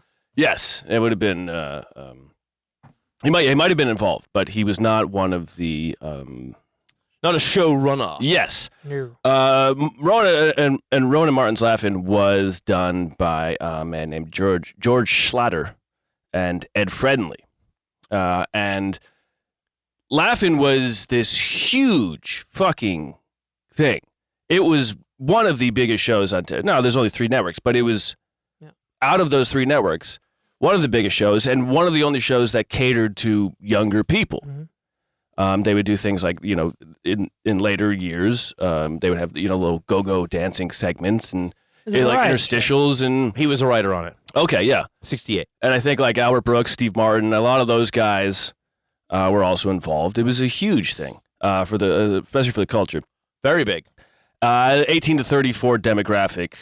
That was the TV networks had no idea how to reach them, and that was the one. Yeah, and it was like doing this thing where it was doing some subtle kind of hippie stuff that wasn't too offensive for the older audiences. Exactly. A kind of thing that you would say David Letterman kind of zoned in on. Yes, absolutely. Subversive but palatable. Now, that was on NBC, and it was getting like a 50 share. It was huge. And so the other networks wanted that sort of thing. So ABC reached out to George Schlatter, and they said, "Make us a Laugh-In." And they said, "You have complete control. You do whatever you want. Make us that." And they got, I don't know if it was Schlatter but they were able to get like 3 huge advertisers, like cigarettes, aspirin. I forget what the other one was, but 3 huge advertisers to bankroll the project and agree on it. It was called Turn On. That's what they called the show. Turn On. Yeah, okay. Tune in. And Schlatter would say in 2010 in an interview, he said, "I could do anything. The arrogance of power took over. I'm cocky now, but 40 years ago with a 50 share, forget about it." Yeah. That's how he sold Turn On. So what year is this? This is 1969. Perfect. And so he had this idea for the show, him and Friendly, and it was this is how he described it. The whole idea was to arrest the viewer's attention without letting them be comfortable in place. And so they wanted to, they draped the soundstage in complete white, so you couldn't tell where it began, where it ended. There was no audience. They instead of an audience, they used a Moog synthesizer. Yeah. Nice. Instead of laughter that would make noise. Uh-huh. And it was just gag, nonstop for half an hour. Whoa. And I'll show you some of the clips. The idea was a computerized TV show where they're saying the computer is running the show. Right. And there's just all of these random gags. And again, Albert Brooks was a writer on it. A bunch of C-listers. This guy, Hamilton Camp, he was later known for various other projects. He was just a folk singer at the time.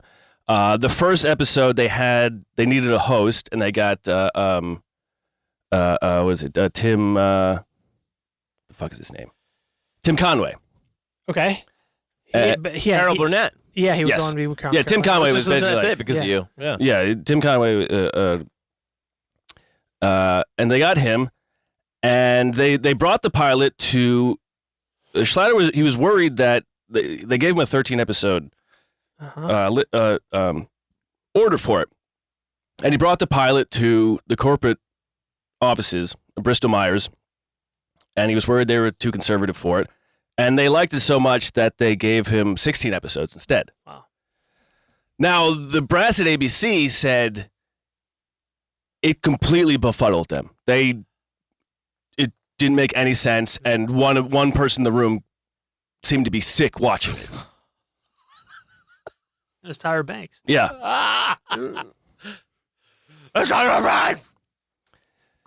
It was broadcast in February 1969, and it immediately was canceled. Wow. It made it 11 minutes in a station in the Midwest before they turned it off. Right, that's how I've heard of it. And they instead filled the air with a guy playing the organ on a blank screen. Holy shit. And by the time it aired in California, it was already canceled by ABC. Holy fuck.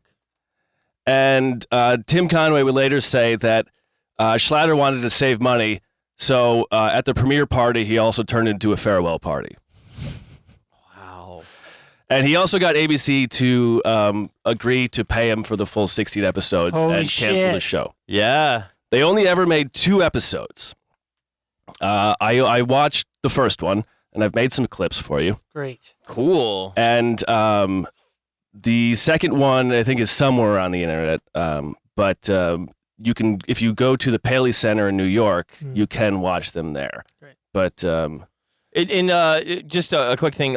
Aaron did mention to you and I in our cute little group chat to listen to that Carol Burnett episode on Conan, and she mentions Tim Conway as literally having a vanity plate that said 13 weeks. Yeah, because none of the shows ever got past 13 episodes. He got a vanity plate of it. Perfect. And like one of the shows he was doing, it was like an executive came like while he was in dressing between like sketches and was like, "Stop this! Yeah, stop doing that! Stop doing that!" Is like what they said. Like that. Yeah. Like he was nervous. Yeah. Didn't know how to cancel him. Yeah. And just said, "Stop." It's an amazing interview. I'm not done with it, by the way. Stop doing this. Stop doing this. I forget who was. I think it was a Maron interview with someone else. Maron was on Maron. Told this Tim Conway story, where it was just like there was just these group of guys, the Burnetts and Conways. You know, they would hang out all together and get drunk. And Conway, like at one point, someone like they crashed their car near the house, and Conway ran out there like completely naked to help him get the car back in. Just like a complete. You know, they're having a lot of fun. Tim Conway was a small man, too. Wow. I first knew him from the Simpsons episode where they do Smile Time Variety Hour. Oh. Canceled halfway through. Yeah. Schlatter would say that, like, he was like, oh, they were saying the switchboards were lighting up some podunk towns. They only had 2 phones. Yeah. But man, dude, if you got something subversive on, everybody saw it. Holy shit. And so some people called in and said, like, this is just garbage. How dare you even put this on? One of the station affiliates in Cleveland wrote to ABC, said, if your naughty little boys have to write dirty words on the walls, please don't use our walls. Okay. How can you not be intrigued when something is that different? It's so well because when you're that guy in power, you don't want different. You want but these anything to make laughing. These are just people at home, though. You know, like how to get on the phone to be that like offended. Well, wait till you watch it.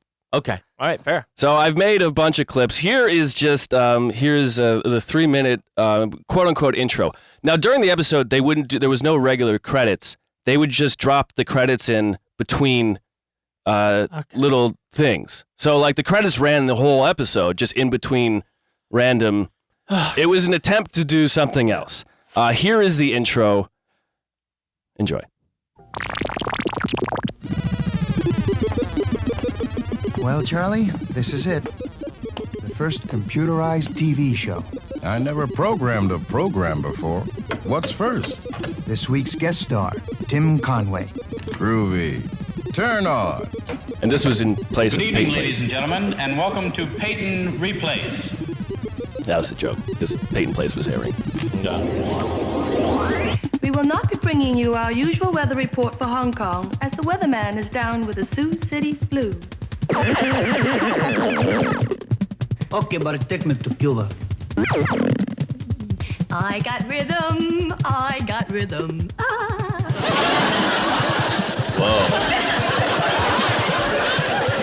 Looking up her skirt. I don't know how to describe this. These eyes are dull, lifeless, unadorned. But see what happens with an easy application of eye glory. What a difference. Mom always did like you best.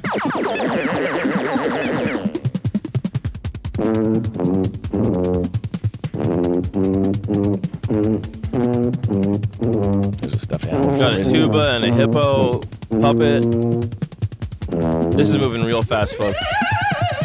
Yeah, this happened way too early. I know this may seem a little unusual, miss, but in this case, the firing squad has one last request. Oh. The Buxom Lady. Yeah, Buxom Lady blindfolded. Here's your go-go dancer that be on laughing.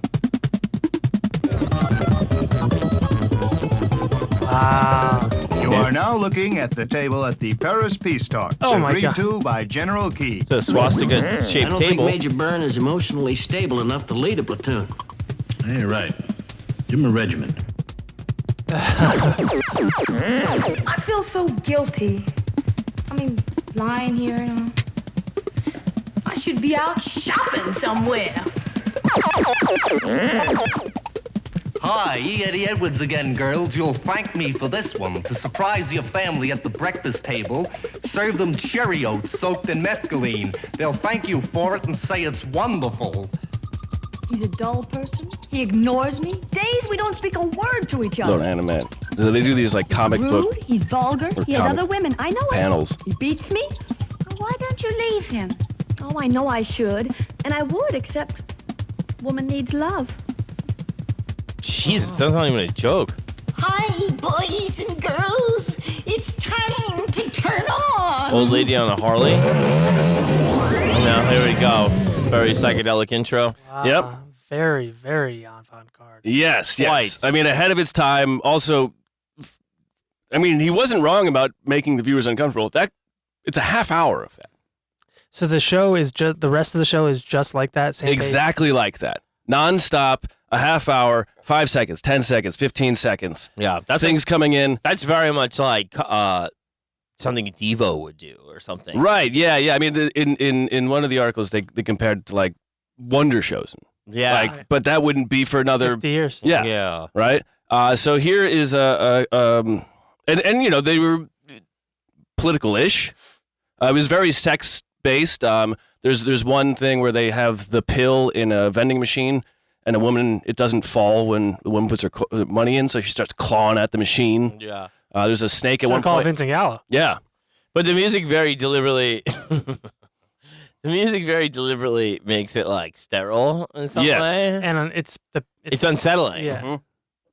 Yeah, I mean, he would want to make people uncomfortable. Here is another bit from it called about working class. Why don't you just get yourself a job? Comic book panels. Gotta stay loose, baby. I can't be pinned down to a job.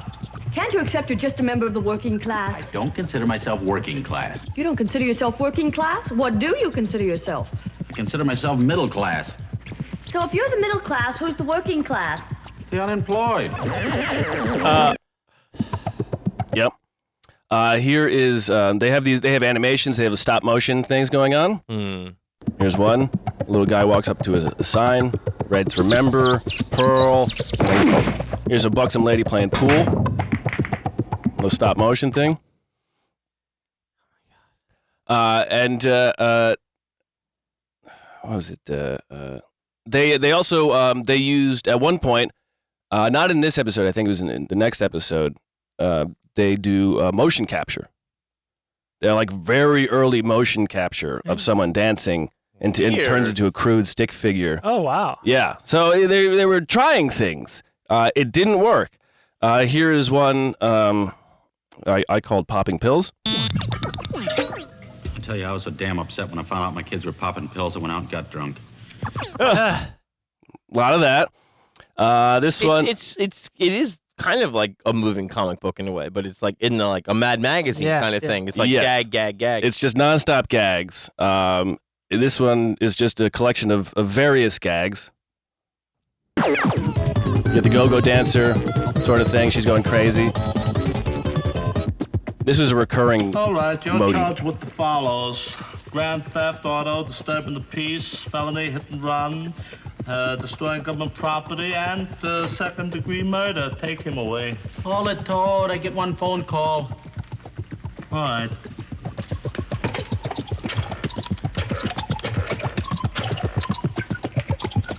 Israel Uber Alice. Yeah.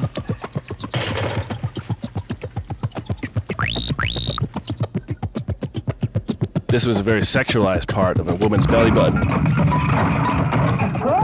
Slow motion, bullet going through a light bulb. Dude, that is fucking nuts. Yeah. Israel Uber Alice was a little animation scrolling on the bottom of it. Not even anything to do with the sketch. Nope. Unless it went over my head. Nope. Wild. Nope. It was just. I can't believe they got away with this. Well, they didn't. Like, But it was canceled immediately. But I mean, to even get there, it was really just going. I mean, he paid money to do it. Yeah. And here's the last clip I have. This one is called Southern Men. Again, in that comic panel format they're using. We of the South have a protective attitude about our women's folk. Maybe it's wrong, but that's the way we are. We always put our women on pedestal. Wilfred. Will you shut up while the men folks is talking? Come on, big beauty. It's him and another man walking down. Wow. And then they cut to a puppet. Yep. Wow. That's fucking nuts, dude. Yep. 2 episodes. They filmed. Schlatter got paid for the rest of them. Went back to laughing. And it is all a white background. Yep. It's fucking. Yeah, it's like an editorial. It's like a cartoon, like an editorial cartoon every single. Yeah. And just nonstop piles of clips like that. It's really. It's rough. Yeah. I would watch all that though. Well, you can. At least the first episode is on YouTube. That's where I pulled those clips. I would love that.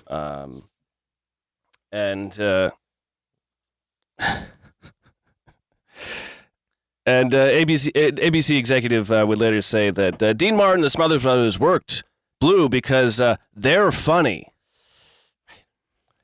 And I think, it is ahead of its time. I watched the whole thing. It's rough. Yeah. I mean, it's ahead of its time, but it's also not very good. Right. But, there's... Yeah, you would watch it not for humor. You would watch it just for mindfuck. Yeah, and then just to see I hadn't thought of that's an interesting idea. Right. Using this Moog synthesizer and these interstitials with the dancers and animation over things. A lot of and that 8-bit music that they're dancing to is like see, I didn't 20 years. Well, let's say 10 years. 10 minimum. Yeah. Yeah, that was called Turn On. Turn On. Lasted 11 minutes in Cleveland. Wow. Canceled before it even aired on the West Coast. Incredible. Can we go to my music video? Mm-hmm.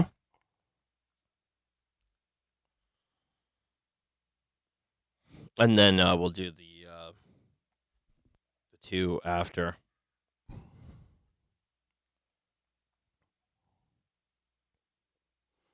So what's this, John? This is Brad the Animal Leslie doing a music video. Okay.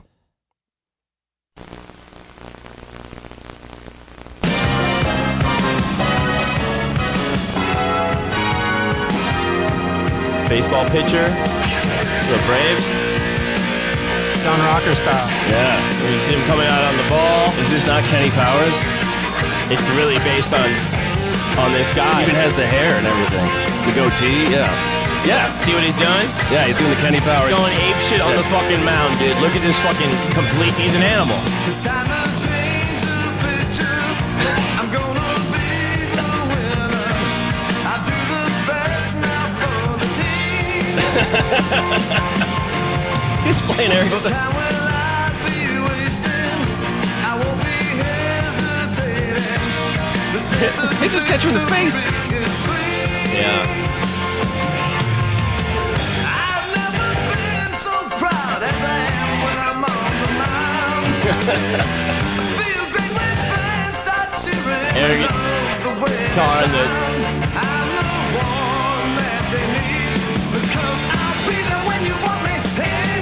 Look at this guy going apeshit.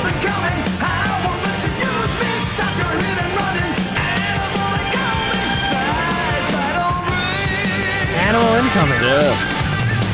Oh, changed the outfit. Session 2. Animal. So Wow. I hate this next one. Wow. If you've got muscle cramp. Do you guys have muscle cramps? Uh-uh. Good. So did he do? He was a pitcher. Now this is This is Nolan Ryan. This is Nolan Ryan. It was considered no nonsense. Mm-hmm. Here. Those guys. But first, trust me on this one. Remember Cincinnati relief pitcher Brad the Animal Leslie? Well, he even prompted an imitation from the normally subdued Nolan Ryan. Nolan Ryan doing Nolan Brad Ryan Leslie? starts- You gotta be kidding. Starts doing But you his gotta- fucking. Both benches are laughing, even the opposing team. You know, and Leslie is there. Oh, okay. And okay. he's laughing. Yeah. Sorta's covering up his Nolan Ryan, Yeah. who never does any shit like that, Yeah. just does an impersonation like, ah! Yeah. Yeah. Who are you? Am I? What am I now? That kind of thing, you know? Yeah, that's a good one. And so, Leslie was this very colorful pitcher, and he was for two teams. The Reds from 82 to 84, and then he was Milwaukee Brewers, and then he went to Japan for the Hankyu Braves. Oh, that's probably why he had Animal on his shirt, because you can do that. Yeah. He had a distinctive celebration of strikeouts by putting his arms in backwards motion behind him, causing his chest to stick out while he would roar out. In one game against the Houston Astros, Astros pitcher Nolan Ryan famously mimicked Leslie's celebration after striking out a Reds player, which got the players from both teams' dugouts, including Leslie, laughing. After retiring from baseball, he became a television personality in Japan, where he is best known for his role as Anamaru Rezuri. Animal Leslie, Aaron, in the Japanese game show Anamaru Rezuri.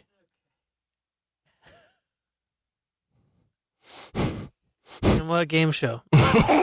Well, I think Matt wants to play something here first. Well, because you mentioned this clip, we've never played it. Pete Weber, Professional bowler. greatest bowler in history since the Australian guy, or before the Australian guy. Which you imitated well on your birthday when Yes. you went bowling. Yes. That's right. Yeah. Yeah. So for reference, Not with the bowling, but just with yeah. For context, he had during this match, he had seen when he'd make his walk up the lane to bowl, someone in the audience kept moving, and I think it was like some kid and his dad or something, and he kept Weber kept complaining about it the whole match, and then he has this final roll to win the match, and he's actually taking his glass. He usually wears these Oakley shades or something. Polarized cop shades. Yeah. So this is his final bowl. To claim it, a strike to claim it, and he got it!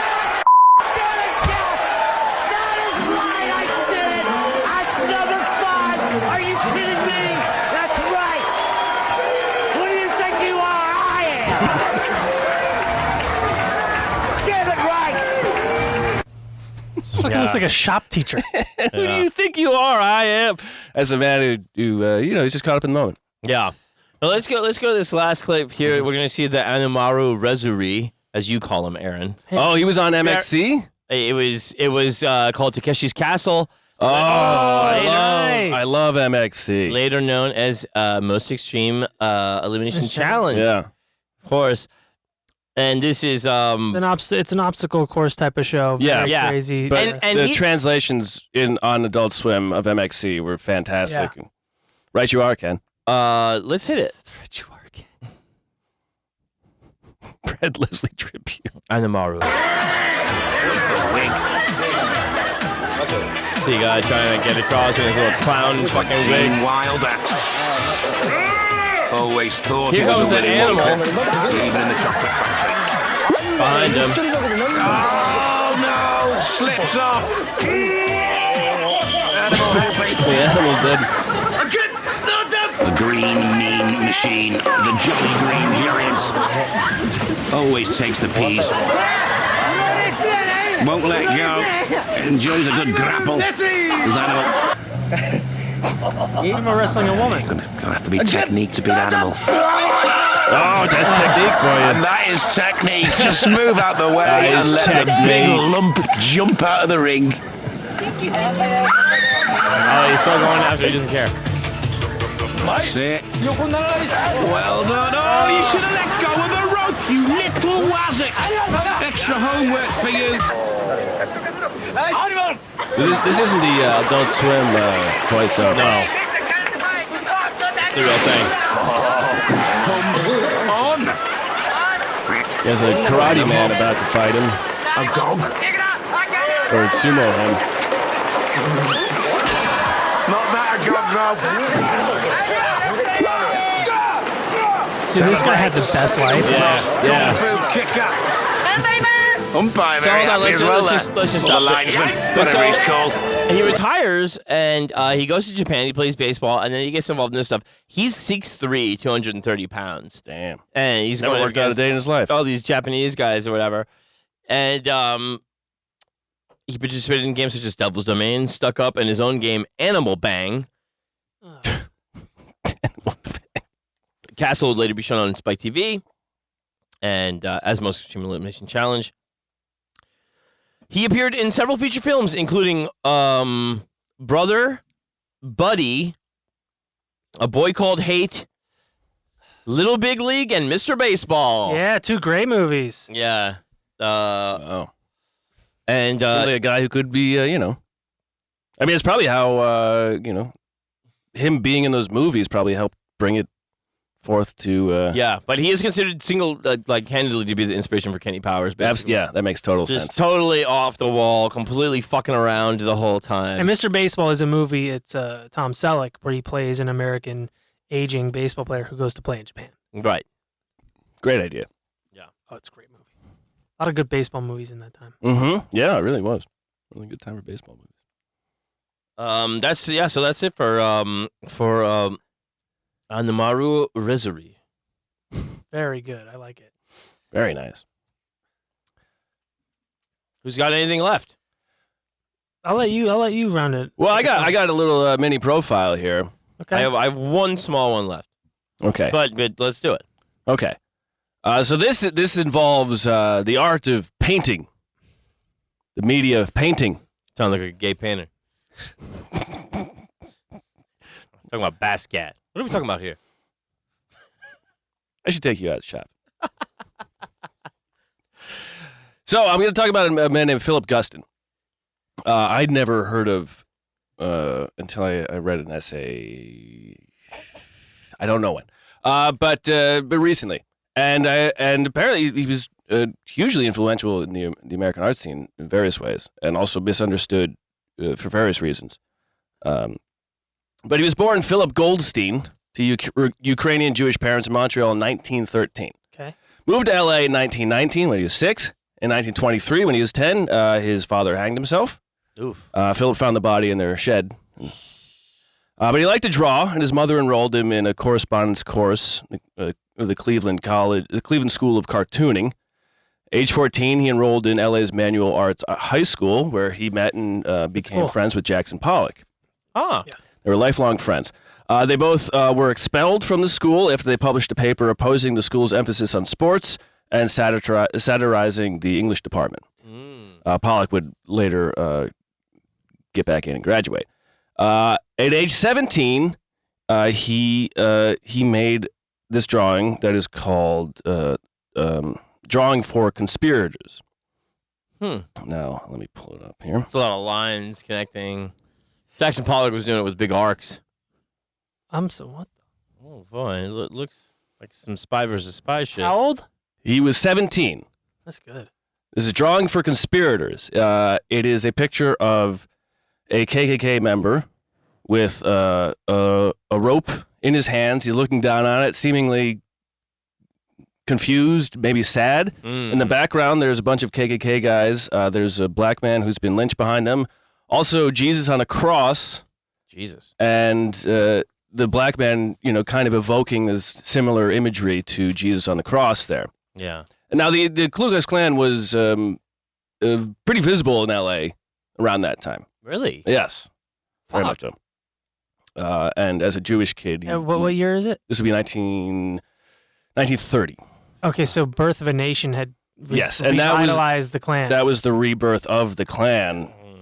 And especially with Birth of a Nation coming out of Hollywood, too, in California being California, especially at that time. It was like a really wimpy LA Klan, though. Well, having their lattes and yeah, their avocado toast. Yeah, it's fucking going on hikes. This would be a good lynching tree. Let's keep going.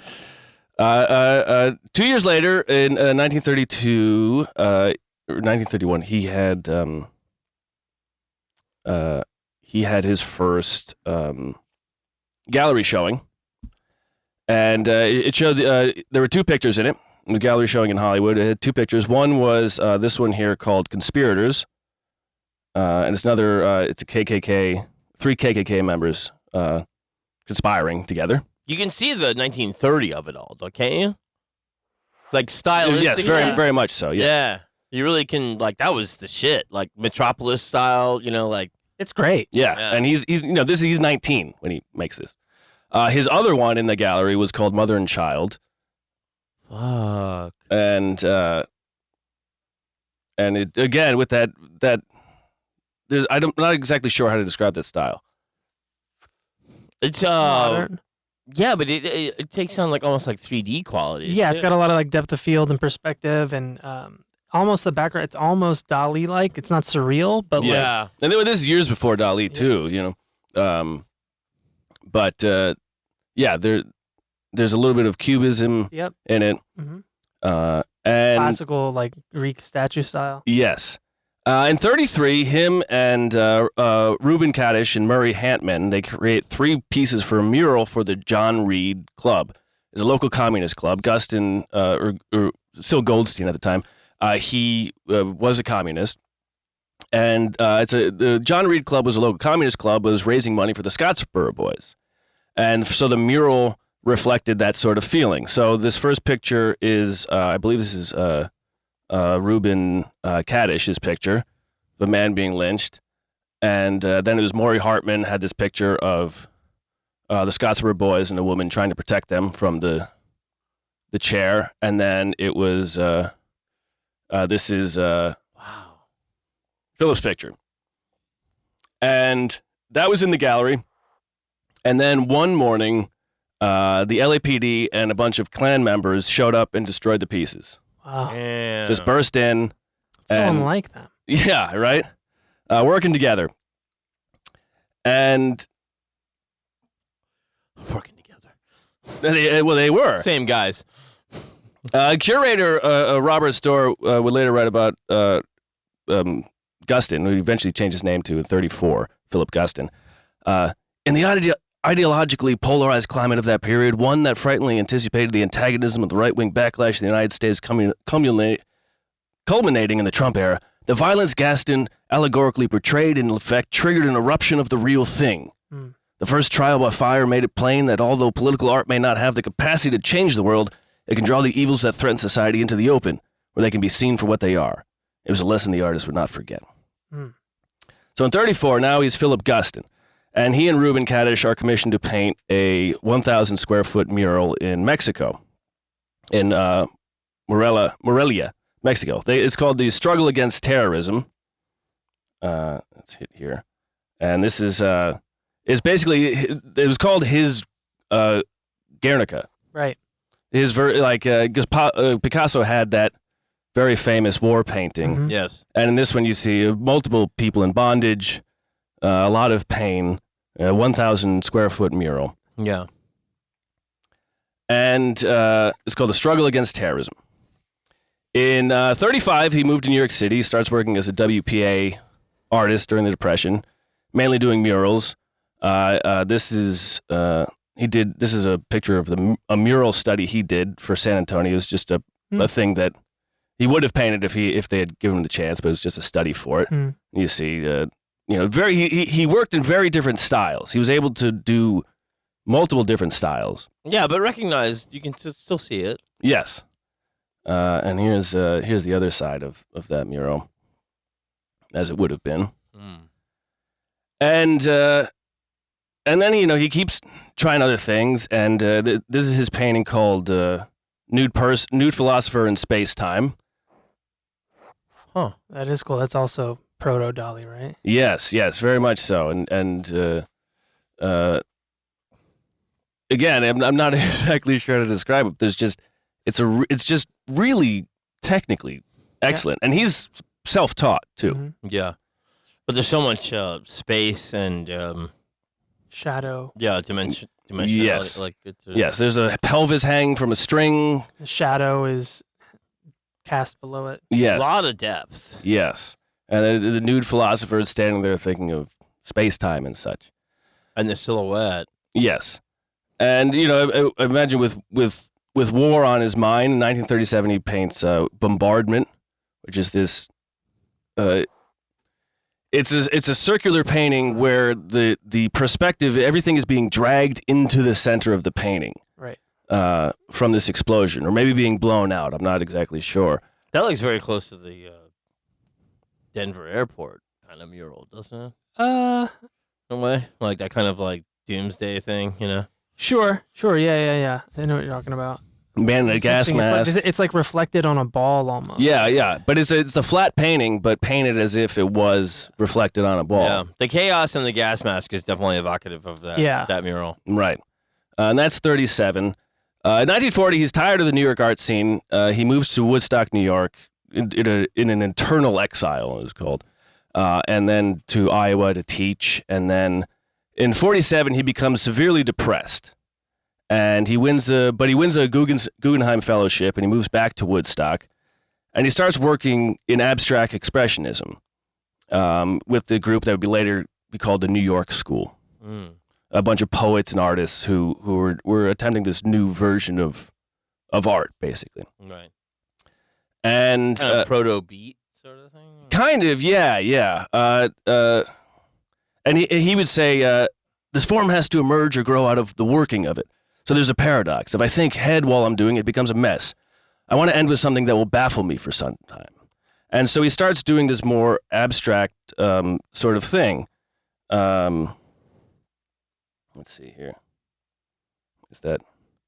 This is 1945. He paints, this is called If This Be Not I. And it's just... quite a different style. Yeah. Yes. A lot of blues, a lot of strange characters. Yeah, kind of all still the same dimensions and stuff. Yeah, all beaten down, and so yeah, I didn't have his more super abstract stuff, but various colors of sorts. Here, let me find one of my photos.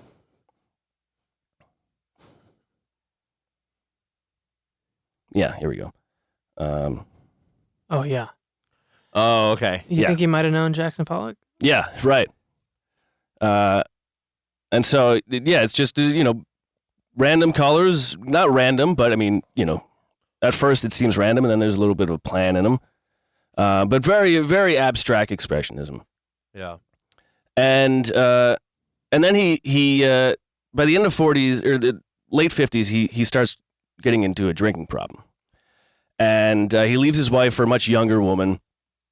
And they go down to Florida, and he realizes he has a problem, and so he quit. He quits drinking at least then, and he pleads for his wife to come back to him, and she does. And he had been painting during this drinking, and so he'd kind of given up on painting in a way, and just getting into the drinking and this young lady, focusing on my drinking and pussy. Smart. And but his wife agrees to come back to him, and he goes back to Woodstock. And it was time for him to kind of restart his painting. And he says he just starts with a line. Coke. And just one. Yeah, I start with a line, and then I get my stuff out of the pawn shop. And he said he was very distressed, and he was down. His work was down to a line or a couple of lines. He didn't know what else. He would just do a line. And he said he had a friend. I forget the Feldman. I forget his first name. And he said his friend told him this story. He said, "Hold that line. I'll be right there." And he says, the last trick of Houdini was that he locked himself in a trunk. Then he threw away the key and then threw the trunk off the Brooklyn Bridge, and then he got out. There was a long pause, and then the friend said, "But you haven't thrown away the key." And he said from that, it's a parable, it's a koan, but it meant a lot to him, and it meant that he hadn't risked enough. Uh-huh. He hadn't thrown away his key. He hadn't let go. Oh my God, does he go to Nub City and he paints with his mouth?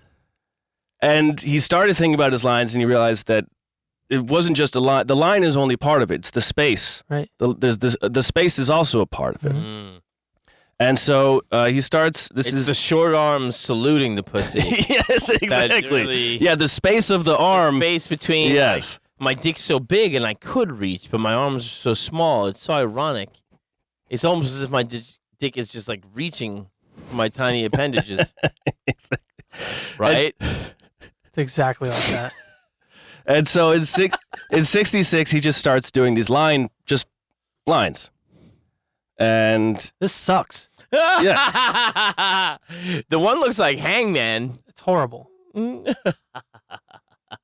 But for a painter of his talent, You sound like Vincent Gallo right now. It's meaningful. It's meaningful to him. They loved it. And they became he started doing drawings of just objects, kind of in this scratchy line style. All these great impressionists are like, how'd you come up with that? And then the lines led to painting of objects. And so he started with this style, and then from those lines he started painting objects with that style: light bulb, shoes, easel. These look pretty weird. At least it's something different. Mm-hmm. And so he started just doing more of these. Kind of a strawberry shortcake kind of. Looks like shit. And more of them. Okay. He has gone backwards. Let's just say that. Far. And then he says in 68, I was painting common objects and so on. A Democratic convention took place in 68. And like everybody else, I was very disturbed about it. It seemed to connect with way back in the 30s when I was just beginning to paint. The Klan was very powerful in LA in those days. And so from these objects, you can see in this last one I showed you, there's bricks and there's some random buildings. Those are kind of like Klan guys. And then there's two Klan guys standing in front of a bunch of buildings. So then he starts building on that sort of, because remember, he started out, getting kind of famous-ish for painting those Klan things. Yeah. And so then he really dives into it. This is from 1969. This one's called City Limit. Klan guys in a car. Yeah, they look like fucking Nintendo Klan guys. Yeah. Right. And then the Ghost and Pac-Man. This is also 69, The Window. And again, sad Klan guy in front of a window. Yeah. It's getting better. And then 70, Bad Times. Okay. Yeah. Klan guys in a car, dead guys to the side of him, gun coming out of the car. Okay. Yeah. It's almost cartoonish, right? Yeah, almost Spy versus Spy, like. But he's not elevating them. He's turning them into mundane. Yeah. Yeah, or silly. Yes. Yeah. This is 1970, Dawn. And it's another couple of Klan guys. They have big red fingers and driving through town, a couple of dead bodies in their car. Klan, we're number one. Yeah. And so in 1970, he was commissioned to do a gallery in the Marlborough Gallery in New York. And so these pictures went up. And here's a couple of them. There's one called Blackboard. I forget what the other one's called.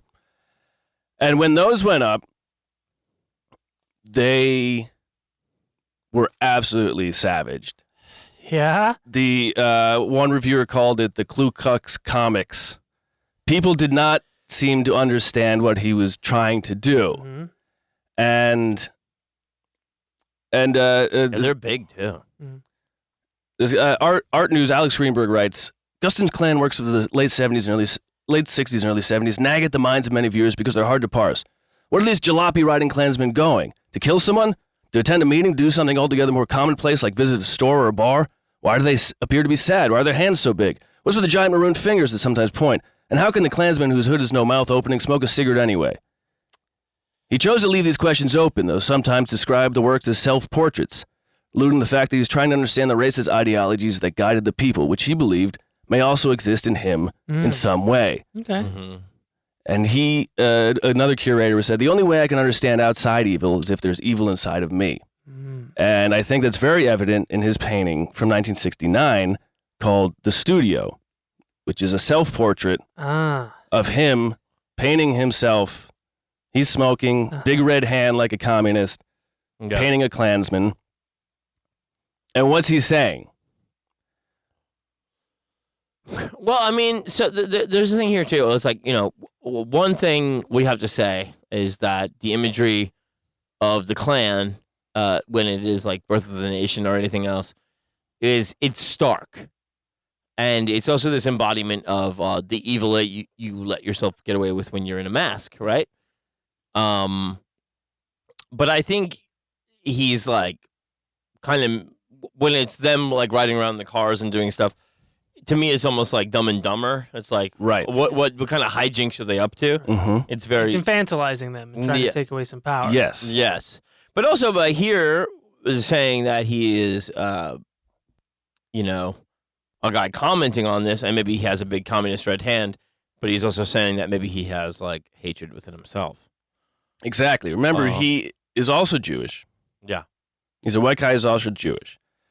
Steve Locke, who's an artist, would write about this piece specifically, that when he was in art school, the only black kid in his art class, and the teacher put this up, and Locke said, why would you show us this? Why would you, he's pissed. And he said, the teacher was like, well, he was a white Jewish guy. And Locke is going, what doesn't make any sense. And he goes to the library and he starts looking through these works. And he writes, Gustin made a choice to re-engage in the world and to imagine its circumstances. He took his own whiteness and complicity and silence and showed them to the public. He could have kept making the luminous abstract paintings for which he was known, but he had the unfinished business of the vile world to address.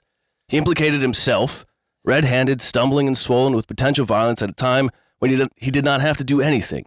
He pointed the finger at himself and made it clear that whiteness carries a legacy of violence of which he was a beneficiary. Yeah. Yeah, it makes a lot of sense. And in this series, he's had very expressionless Klan eye holes, too, which makes them look as if like they're just like, I don't know what we're doing. Yeah. Yeah, and you see it in that first one of the guy looking at the rope. Yeah. He's not very happy.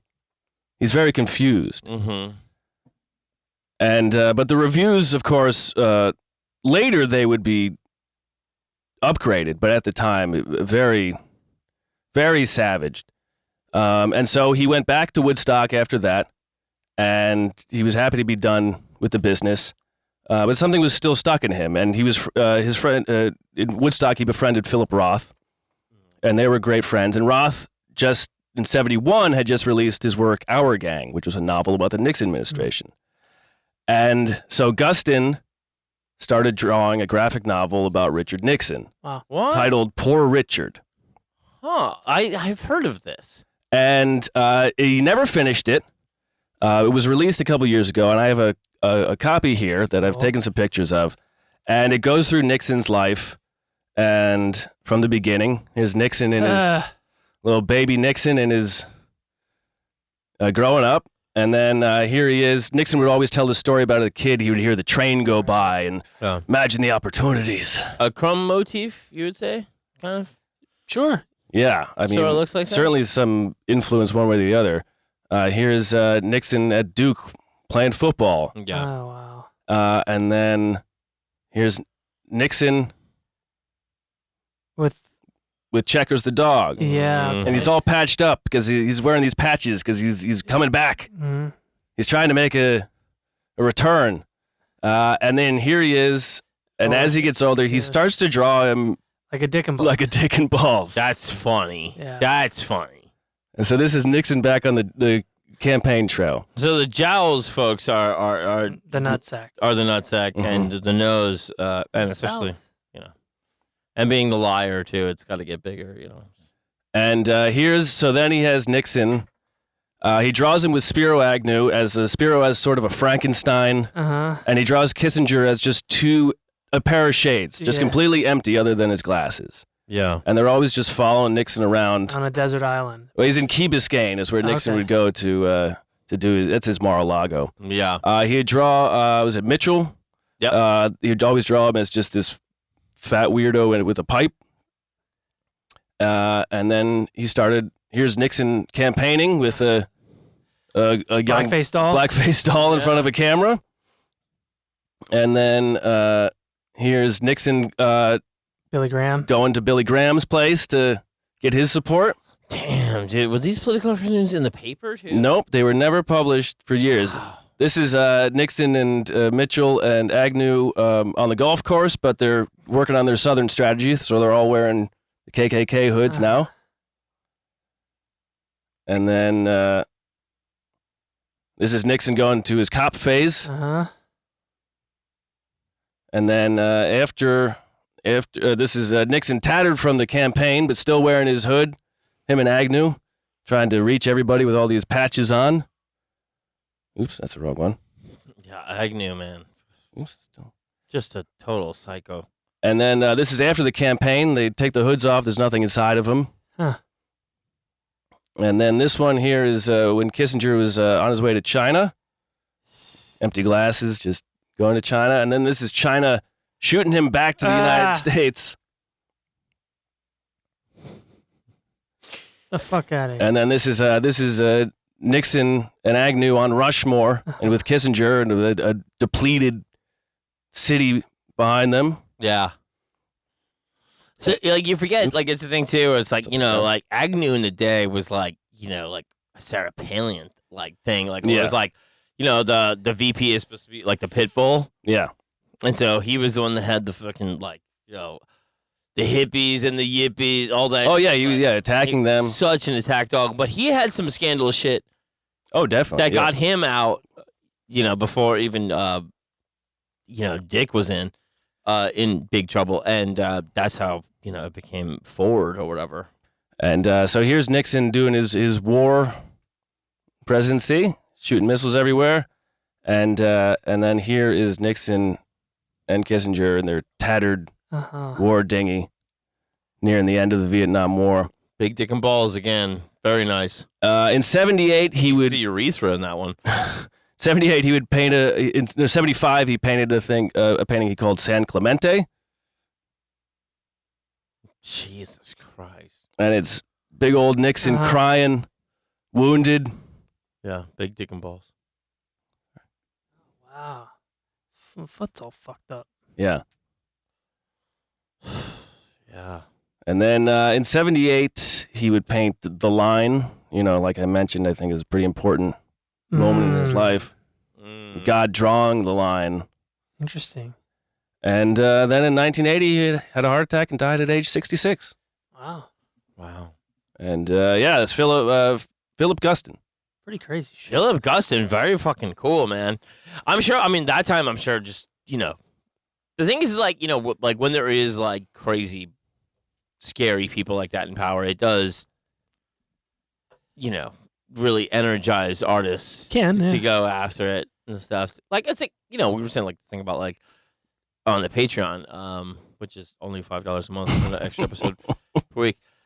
But we were saying like, Jon Stewart in the Bush years. Right. It was a thing. It was like, people were like, even a guy who worked for it was like, I remember he's like the fucking 2000 election when he's like, I just thought it was all bullshit after the Clinton years. And he goes, then he's like 9/11 happens. And then you suddenly see Al Gore's a badass climate activist and like how we were like not caring about this election, acting like, especially as a Florida resident. Yeah. And being like, he was like, well, now I really need to stay in tune, But yeah, Bush got everybody on their toes again. Nixon, I think, is fucking fascinating, man. Yeah, Like, and you can see why. I mean, even a guy like Gustin is going like, I'm done, but okay, I'll fuck around with Nixon. Yeah. And Philip Roth writing a novel about, it's...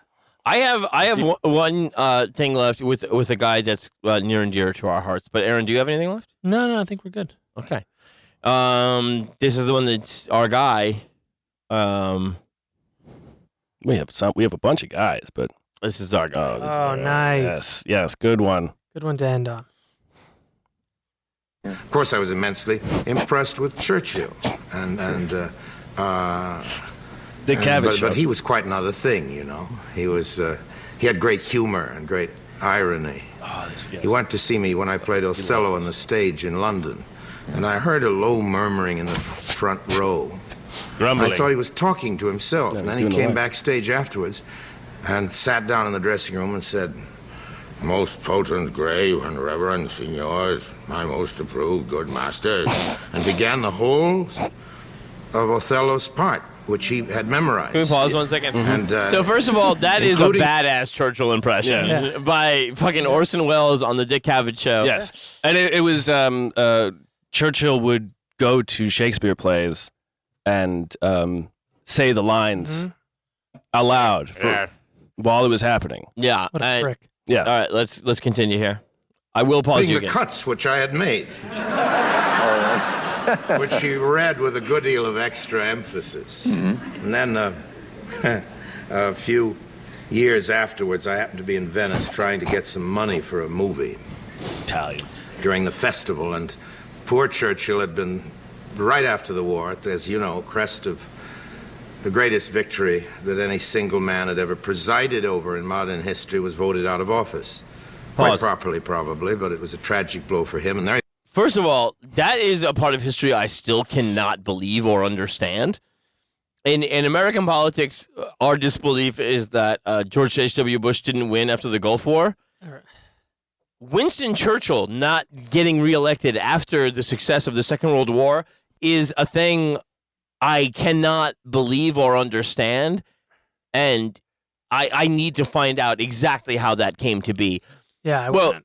I mean, maybe it's he was a wartime president, and we're The right man for the time, 100%. And we're done with rations and austerity. But also wouldn't have been the parliament to make that. Oh no! I just want to know. It ultimately is up to the people and the winds of change or whatever that are happening. But just to not be like, how are we not hoisting this guy on our shoulders for several more years, and then later, we're going to exalt somebody like Thatcher as. Well, was a different party elected and not Churchill's party, and then they changed the prime minister? Anyway, I'm just saying it's something I don't know about, and I do need to know about. And he's saying I saw him after this fall from grace. Yes. Let's continue. There he was in the hotel at the Lido with Clemmy, his wife, alone. And he'd go swimming out on the beach. And one day at lunch, I came in with a Russian businessman I was trying to hustle for some money for this picture. And as we passed Mr. Churchill's table, Mr. Churchill saw me and made that little gesture. And A the nod. Russian went out of his mind. This The is Russian a white went out of his Russian, mind. not a red Russian. This is a a hustling semi-Armenian Russian. And when he saw that Mr. Churchill not only knew me, but gave a rather special acknowledgement, it was clear to me that I had the money for my picture. So the next morning I was out swimming in the beach, and I found myself paddling in the water right next to Mr. Churchill. Oh God. And I hadn't gone up to speak to him, but there we were in the water, and I had known him on and off during the war in a humble capacity, and I said, and he had come backstage to see me, and I said, Mr. Churchill, I think you ought to know what you did for me. And I told him about how this acknowledgement had meant so much to me with my financier. And that day at lunch, I came in with a financier again, and Mr. Churchill rose from his chair and bowed. Churchill bows to Orson Welles because he knows how much the nod gave him. Brilliant. He looks so happy. That is good. Pretty good, huh? That's good. We'll be back after this. That is fucking... It's great. Dude, I mean, that is also why, like, fucking late night legend. But, you know, also, too, like, and I know we exalt the Orson here, but I have to say on this thing, you know, like, they'll love me when I'm dead or whatever. Somebody says, oh, when he goes to this, you know, Lifetime Achievement Award or whatever, he's asking for money for the movie. Mm-hmm. And people were saying, oh, I thought it was sad. And I was like, I never felt that way. I always kind of thought, like, he liked being the underdog and never got out of it. And then afterwards, he was always the underdog to himself. Right. Because he still had to supplant, like, you know, Young creating... Orson. Yeah, young Orson. And he just doesn't shy away from like, that shady business of Hollywood at all. He's like, look, man, I need money for a fucking movie. He's like, I'll get a ticket from anybody. He's such a hooker about it, you know? But also one of those guys that just, like, he clearly loved the late night culture. He gets to talk. He's got he the gets to fucking tell the stories, man. Yeah. You know? Don't get tiresome about the chicken salad. Anyway, that's our guy, Orson. Yep. It's great stuff. Fantastic. Boys, job, everybody. very nice. Yeah, lovely, Good show. lovely time. Yeah, we didn't do any pornos, but Yeah, you a little know. bit of a naked sex show on the Yeah, that was nice. Malformed body cool. parts. Yeah. Gentlemen, I love it. Culture jamming. Culture That's us. jam. We did it. Mm-hmm. We did it. Boys, I love you each. Me too. I'm going to say goodnight. My name is John Fahey. I'm Aaron Pita. Mapper Soap. Good night, everybody. We love you. Good night. Night.